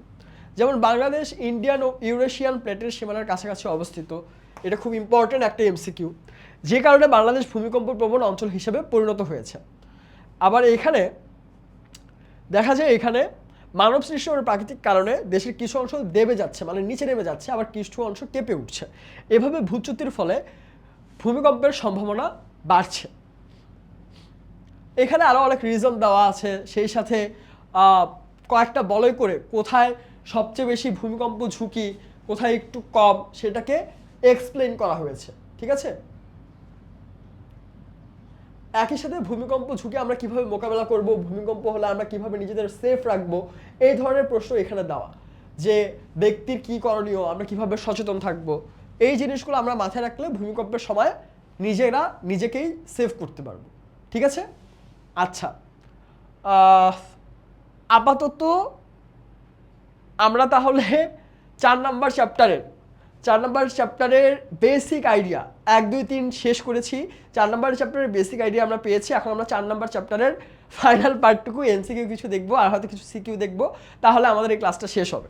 হোল্ড অন, একটু ধৈর্য ধরো, আর একটু কিছুক্ষণ ক্লাস করলেই ক্লাসটা শেষ। 25 দিনে একবার ঘুরে আসে, কিসের প্রভাবে গ্রহগুলো সূর্যের চারদিকে ঘুরে? মূলত মহাকর্ষ বলের প্রভাবে সূর্যের চারদিকে ঘুরে। একটু জাস্ট কষ্ট করে এখন বাকি এমসিকিউ গুলো শেষ করলে আমাদের চ্যাপ্টার, এটা কি হলো, ওকে, একটু কষ্ট করে দেখলে আমাদের এমসিকিউ গুলো শেষ হয়ে যাবে, আমাদের প্যারাও শেষ হয়ে যাবে, তাই না? বাংলাদেশের ভূপ্রকৃতি কেমন? আমরা একটু আগেই পড়েছি যে এখানে যা যা আছে সেটা মিলে না, মিলে হচ্ছে নিচু ও সমতল। বাংলাদেশের ভূপ্রকৃতির মেইন বৈশিষ্ট্য হচ্ছে এটা নিচু ও সমতল। বাংলাদেশ কত ডিগ্রি উত্তর অক্ষাংশে অবস্থিত? এই যে 20, 34, 26, 38, দেখছেন? আপনারা যারা ভাবতেছেন যে ফাঁকিবাজি করবেন সৃজনশীল লেখার সময়, তো এইসব ইনফরমেশন কোনো দরকার নেই, আমি কেন মুখস্থ করবো? এমসিকিউতে এই প্রশ্নগুলো আসলে আপনারা কিন্তু কট খেয়ে যাবেন, হ্যাঁ, একদম কট ইন 4K, ঠিক আছে? সো এইসব থেকে বাঁচার জন্য বইয়ে ভাইয়া যা আছে আমরা যতটুকু পড়বো গুরুত্ব দিয়ে পড়ে ফেলবো, ঠিক আছে? বাংলাদেশের দক্ষিণে কি অবস্থিত? বাংলাদেশের দক্ষিণে বঙ্গোপসাগর অবস্থিত। বাংলাদেশের মোট আয়তন 56,977 বর্গ মাইল। বাংলাদেশের ভূখণ্ড কোন দিক থেকে কোন দিকে ক্রমশ ঢালু? উত্তর থেকে দক্ষিণ দিকে ক্রমশ ঢালু। ঢালু মানে হচ্ছে ভাইয়া এটা তো সমান, আর ঢালু মানে এরকম, ঠিক আছে? ঢালু হওয়ার কারণে যা হয়, এই যে নদীর যে পানিগুলো আছে সেসব খুব ইজিলি আমাদের দক্ষিণে যে বঙ্গোপসাগর আছে, নদীর পানিগুলো এই বঙ্গোপসাগরে মিশে যেতে পারে। বাংলাদেশের সর্বোচ্চ মানে সবচেয়ে উঁচু পর্বতশৃঙ্গ কোন জেলায় অবস্থিত? বান্দরবানে। সবচেয়ে উঁচু পর্বতশৃঙ্গ কোনটা? হচ্ছে তাজিং ডং বিজয়, 1231 মিটার। সেকেন্ড পজিশনে আছে কি কেওক্রাডাং, 1230 মিটার। বাংলাদেশের দক্ষিণে কি অবস্থিত? বঙ্গোপসাগর একটু আগেই দেখলাম। মোট আয়তন আবার আসছে এগুলা কি রে, আচ্ছা। মাটির বর্ণ লাল ও ধূসর, সমভূমি থেকে উচ্চতা 6-12 মিটার, অবস্থা নওগাঁ রাজশাহী। কোন অঞ্চল? এটা বরেন্দ্রভূমি। আবার ভাওয়ালগড়ের সাথে ইউজুয়াল জায়গা হচ্ছে মধুপুর, ময়মনসিংহ, গাজীপুর, মধুপুর, ভাওয়ালের গড়। এটা হচ্ছে 6 থেকে 30 মিটার, তাই না? 6 থেকে 30 মিটার হয়। মাটি কেমন হয়? মাটি হয় ধূসর ও লালচে। সো এইটার অ্যান্সার হবে বি, বরেন্দ্রভূমি। মধুপুর ও ভাওয়ালগড় সেম জায়গা, যেটা সমভূমি থেকে উচ্চতা 6 থেকে 30 মিটার। মাটির বর্ণ হয় লালচে ও ধূসর। সো এইসব একটু মনে রাখলে আইডেন্টিফাই করা ভাইয়া কোনো ব্যাপার না, ঠিক আছে? জাস্ট একটু মনে রাখতে হবে। অনেক সময় আমাদের এইখান থেকে সৃজনশীল আসে। সৃজনশীলগুলো কেমন? ধরো সোহান সাহেব, হ্যাঁ, ধরো একজনের নাম, সে হচ্ছে কোথাও ঘুরতে গিয়ে দেখলো যে এই মাটিগুলো হচ্ছে লালচে কঙ্কর মিশ্রিত, ঠিক আছে, নুড়ি ও কঙ্কর মিশ্রিত। তাহলে সে কোথায় গিয়েছে? লালমাই পাহাড়, কুমিল্লা এই এরিয়ার দিকে সে ঘুরতে গিয়েছে। সো এইভাবে আইডেন্টিফাই করা যায়। বাংলাদেশের বদ্বীপ সমভূমি অঞ্চল কি? ঢাকা কুমিল্লাকে আমরা এটার মধ্যে ফেলতে পারবো না, খুলনা সিলেট কেউ না, এটা হচ্ছে কুষ্টিয়া আর খুলনা। বদ্বীপ সমভূমি অন্তর্ভুক্ত জেলা কোনটা? এখানে বদ্বীপ সমভূমির অন্তর্ভুক্ত জেলা হিসেবে আমরা বলতে পারি খুলনা। রাজশাহী পড়েছে বরেন্দ্রতে, কুমিল্লা লালমাইতে, টাঙ্গাইল পড়েছে ভাওয়ালগড়ের দিকে। খুলনা, পটুয়াখালী ও বরিশাল জেলার কিয়দংশ নিয়ে কি গঠিত? এটা নিয়ে গঠিত হচ্ছে বদ্বীপ সমভূমি অঞ্চল। টারশিয়ারি যুগের পাহাড়ের মধ্যে পড়ে কি কি? কেওক্রাডান টারশিয়ারি যুগের পাহাড়ের মধ্যে পড়ে, আর চিকনাগুল টারশিয়ারি যুগের পাহাড়ের মধ্যে পড়ে। চিকনাগুলের সাথে আর কি কি ছিল? খাসিয়া, জয়ন্তিয়া, তাই না, জয়ন্তিয়া, এসব পাহাড় ছিল, যেটা একটু ছোট সাইজের। আর লালমাই হচ্ছে প্লাস্টিসিনের সময় আমরা লালমাইয়ের পাহাড় বা এই অঞ্চল বা এই এরিয়াগুলো দেখতে পারি। প্লাস্টোসিন কালের সোপানের অন্তর্ভুক্ত কি কি? এখানে বরেন্দ্রভূমি, মধুপুর, লালমাই পাহাড় তিনটেই অন্তর্ভুক্ত। এই চিহ্নিত স্থানটির সাথে ভূপ্রকৃতির মিল রয়েছে টারশিয়ারি যুগের পাহাড়। আমি আসলে এখানে বুঝতেছি না যে এখানে, ও আচ্ছা, এই চিহ্নিত স্থান এটা লাল কালি দিয়ে তোমাদেরকে দেখিয়ে দিই। এই যে এটা হচ্ছে এ চিহ্নিত স্থান, এটার সাথে কিসের মিল আছে? এটার সাথে টারশিয়ারি যুগের পাহাড়ের মিল আছে, ট্রু। দক্ষিণ পূর্বাঞ্চলের পাহাড়, ট্রু, কিন্তু এটা প্লাস্টোসিন কালের সোপানের মধ্যে পড়ে না। 1 আর 2 হবে অ্যান্সার। শিলা ও রাসেল দুই ভাই বোন, তারা শীতের ছুটিতে বেড়াতে যায়। রাসেল তার মামার সাথে দেশের উত্তর পূর্বাঞ্চলে বেড়াতে যায়, আর শিলা বাবার সাথে যায় পাহাড়ি বনাঞ্চল ঘেরা দেশের দক্ষিণ পূর্বাঞ্চলে। রাসেলের দেখা জায়গাটির সাথে মিল রয়েছে। আচ্ছা, রাসেল মামার সাথে দেশের উত্তর পূর্বাঞ্চলে যায়। এই উত্তর পূর্বাঞ্চলের যে এরিয়া, সেখানে আমরা টারশিয়ারি যুগের পাহাড় দেখি। আনসার হবে এ। শিলা পাহাড়ি বনাঞ্চল ঘেরা দেশের দক্ষিণ পূর্বাঞ্চলে যায়। শিলার বেড়ানো জায়গাটার মূল বৈশিষ্ট্য কি? মাটি নুড়ি বালি মিশ্রিত, লালচে মাটি, সবুজ প্রকৃতি। এইটাতে আনসার তিনটেই হবে। বাংলাদেশের জলবায়ুর উপর কোন বায়ুর প্রভাব সবচেয়ে বেশি বা খুব বেশি? মৌসুমী বায়ুর প্রভাব, যে কারণে বাংলাদেশের জলবায়ুকে বলা হয় ক্রান্তীয় মৌসুমী জলবায়ু। প্রত্যেকটা জিনিস ফাঁকিবাজি করার সুযোগই দিব না, লিখে দিব একদম, ঠিক আছে, যাতে মাথায়ও থাকে, মনেও রাখতে পারো ইজিলি। বাংলাদেশের বিভিন্ন সময়ে বিভিন্ন ঋতু আগমনের কারণ এই মৌসুমী বায়ু। বাংলাদেশের সমগ্র অঞ্চল কেমন? সমগ্র অঞ্চল হচ্ছে বিস্তীর্ণ সমভূমি। হিমালয় পর্বত কখন উত্থিত হয়? 2 মিলিয়ন বছর আগে। এই যে মনে আছে, আমরা এটা টারশিয়ারি যুগের পাহাড় পড়ার সময় পড়েছি যে হিমালয় পর্বত 2 মিলিয়ন বছর আগে উত্থিত হয়।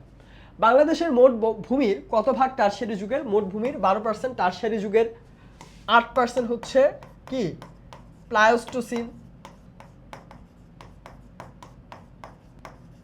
আর বাকি যে 80% সেটা হচ্ছে সাম্প্রতিক কালের প্লাবন সমভূমি। টারশিয়ারি যুগের পাহাড়কে আমরা কয়টা ভাগে ভাগ করতে পারি? এটাকে 2 ভাগে ভাগ করা হয়।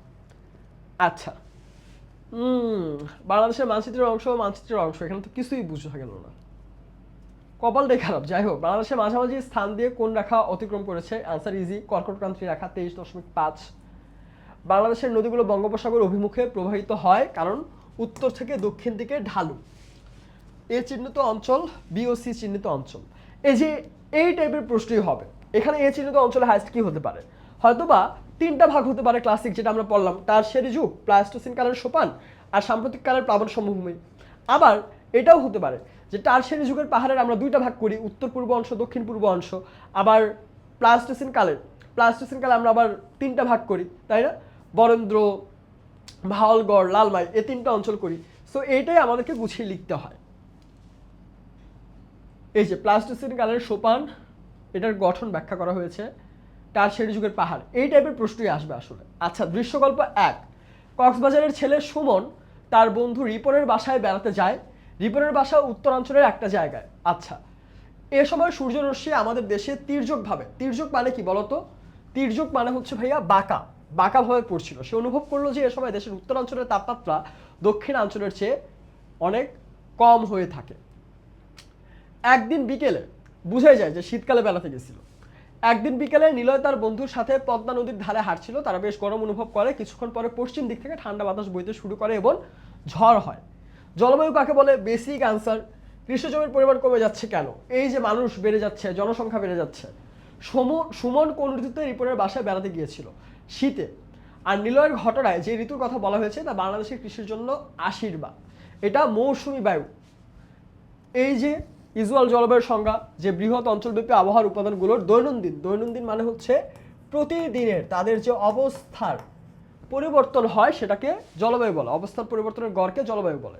জনসংখ্যার চাপ, মানুষের অর্থনৈতিক উন্নতির পাশাপাশি বাড়িঘর, কলকারখানা, পুল, রাস্তাঘাট, এইসব কারণে দেখা যাচ্ছে যে আমরা এখন এমন একটা অবস্থায় এসেছি যেখানে আমরা দেখি যে জমি কমে যাচ্ছে, কৃষি জমির পরিমাণ খুবই কমে যাচ্ছে। আচ্ছা, এরপর শীত ঋতুতে এই যে মিলে গেছে, কারণ শীত ঋতুই একটা টাইম যখন আসলে দক্ষিণ অংশের চেয়ে উত্তর অংশ তার যেই তাপমাত্রা সেটা কম থাকে। শীত ছাড়া গরমকালে কিন্তু উত্তর অঞ্চলের তাপমাত্রা বেশি থাকে আবার, ঠিক আছে? নীলর ঘটনায় গ্রীষ্মকাল ঋতুর কথা বলা হয়েছে এবং গ্রীষ্মকাল বাংলাদেশের কৃষির জন্য আশীর্বাদ। মৌসুমী বায়ু না, গ্রীষ্মকাল বাংলাদেশের কৃষির জন্য আশীর্বাদ। এই কথাটার সাথে আমরা একমত হতে পারি না। কেন পারি না ভাইয়া? কারণ এই গ্রীষ্মকালের সময় আমরা ঝড় দেখি, অনেক প্রবলেমেটিক অবস্থা দেখি, তাই না? এবং এই সময় কৃষির জন্য উপযুক্ত কিছু আমরা দেখি না। বরং বর্ষাকাল আশীর্বাদ, কারণ বর্ষাকালে অনেক ফল হয়, ফসল হয়, প্রপার বৃষ্টিপাত হয় এবং উর্বরতাও বেড়ে যায়। এখানে কিছু শর্ট কোশ্চেন, খুবই ছোটোখাটো। পার্বত্য এলাকা, জনবসতি কম থাকার কারণ এখানে লাইফস্টাইল, জীবিকা খুবই কষ্টসাধ্য। এখানে ভালো রাস্তাঘাট নাই, রেল নাই, যাতায়াত ব্যবস্থা ভালো না। এখানে হয়তো বা ভূপ্রকৃতি বনভূমি আছে, কিন্তু এখানের লাইফস্টাইল অ্যাবসলিউট না বা মানুষের জন্য সুইটেবল না। এই কারণে আমরা এখানে দেখি যে মানুষ কম বসবাস করে। বাংলাদেশের ভৌগোলিক অবস্থান বর্ণনা করো। এশিয়া মহাদেশের দক্ষিণে বাংলাদেশের অবস্থান, এই যে ভৌগোলিক অবস্থান বর্ণনা করো, এটা খুবই খুবই ক্লাসিক একটা অনুধাবনমূলক প্রশ্ন। এখানে আমাদেরকে গুছিয়ে ভাইয়া, এই যে এখানে একটু ভুল আছে, ঠিক আছে, গুছিয়ে অক্ষরেখা কত থেকে কত, দ্রাঘিমা রেখা কত থেকে কত, কর্কট ক্রান্তি রেখা কত অতিক্রম করেছে, পূর্ব পশ্চিমের বিস্তৃতি কত, উত্তর পশ্চিমের বিস্তৃতি কত, এই জিনিসগুলো আমাদের গুছিয়ে লিখতে হবে। এবং সেই সাথে সীমানার কোন সাইডে কি কি আছে, আয়তন কত। হ্যাঁ, এই যে এইখানে এই ডটটা কোত্থেকে আসলো আমি জানি না ভাই, এখানে একটা কমা হবে, ঠিক আছে। সীমানা কত, আয়তন কত, এই ডিটেলগুলো আমাদের সুন্দর করে লিখে দিতে হবে। সেম প্রশ্ন আবার, বাংলাদেশের কিছু স্থানে জনবসতির ঘনত্ব কম কেন? কিছু স্থানে জনবসতির ঘনত্ব কম হয় কারণ পার্বত্য এলাকায় এর মধ্যে পড়ে এবং সুন্দরবন, কারণ এখানে লাইফস্টাইল কষ্টসাধ্য এবং রিস্ক। পার্বত্য এলাকায় রিস্ক থাকে যে কোনো দুর্যোগের, সুন্দরবন এলাকায় বন্য পশুর রিস্ক থাকে, যাতায়াত ব্যবস্থা ভালো না, বনভূমি, এসব কারণে এখানে জনবসতি কম হয়ে থাকে। সেম প্রশ্ন, এটা খেয়াল রাখতে হবে ভাইয়া, সীমানা ব্যাখ্যা করতে বললে বাংলাদেশের কোন কোন সাইডে কি কি অবস্থান আছে, কোন কোন সাইডে কোন কোন দেশ, কোন কোন দেশের কোন অংশের অবস্থান, সেটা আমরা গুছিয়ে লিখব। আর যদি ভূপ্রকৃতি, এই যে এখানে যে প্রশ্নটা ভৌগোলিক অবস্থান, তাহলে আমরা পুরাটাই দ্রাঘিমা রেখা, অক্ষাংশ সব কিছু একসাথে অ্যাডজাস্ট করে লিখব। সর্বোচ্চ পর্বতশৃঙ্গটি যে অঞ্চলে অবস্থিত তার ভূপ্রকৃতি। সর্বোচ্চ পর্বতশৃঙ্গ বান্দরবানে, সেটা আমরা জানি। এখন এই বান্দরবান, খাগড়াছড়ি, রাঙামাটি এই এরিয়াটা কিসের মধ্যে পড়ে ভাইয়া? টারশিয়ারি যুগের ভূপ্রকৃতির মধ্যে পড়ে, যেটা দক্ষিণ পূর্বাঞ্চলের অন্তর্গত। এটার মোট ভূমি প্রায় 12%। এই তথ্যগুলো আমরা গুছিয়ে লিখলেই হয়ে যাবে যে এখানকার পাহাড়গুলোর গড় উচ্চতা কি, তারপর ধরো কেওক্রাডাঙ্গের উচ্চতা কত, তাই না, তাজিংডংয়ের উচ্চতা কত, কোন কোন অঞ্চলে এই পাহাড়গুলো রয়েছে, এসব আমরা লিখবো। আবার এই পাহাড়গুলো কেমন, বেলে পাথর, কর্দম, শেল পাথর, মানে কঠিন শক্ত পাথর দিয়ে তৈরি। বাংলাদেশের প্রায় সব জায়গায় জনবসতি রয়েছে কেন? সব জায়গায় জনবসতির রিজন কি কি? এই যে পার্বত্য এলাকা বা সুন্দরবনে কম, কিন্তু সিলেটে চা শিল্পকে কেন্দ্র করে জনবসতি গড়ে উঠেছে। সমতল নদী অববাহিকা, মানে সমতলে যেখানে নদী আছে সেখানে খুব ইজিলি, খুব সহজে কৃষিকাজ করা যাবে, তাই সেখানে জনসংখ্যা বেড়ে উঠেছে। আবার যেসব জায়গায় আমরা দেখি যে ধরো ফ্যাক্টরি, বিভিন্ন ধরনের কারখানা রয়েছে বা খনিজ সম্পদ পাওয়া গেছে, সেখানে এই খনিজ শ্রমিকরা, ফ্যাক্টরি শ্রমিকরা, তারা মিলে ঘনবসতি বা জনবসতি তৈরি করেছে।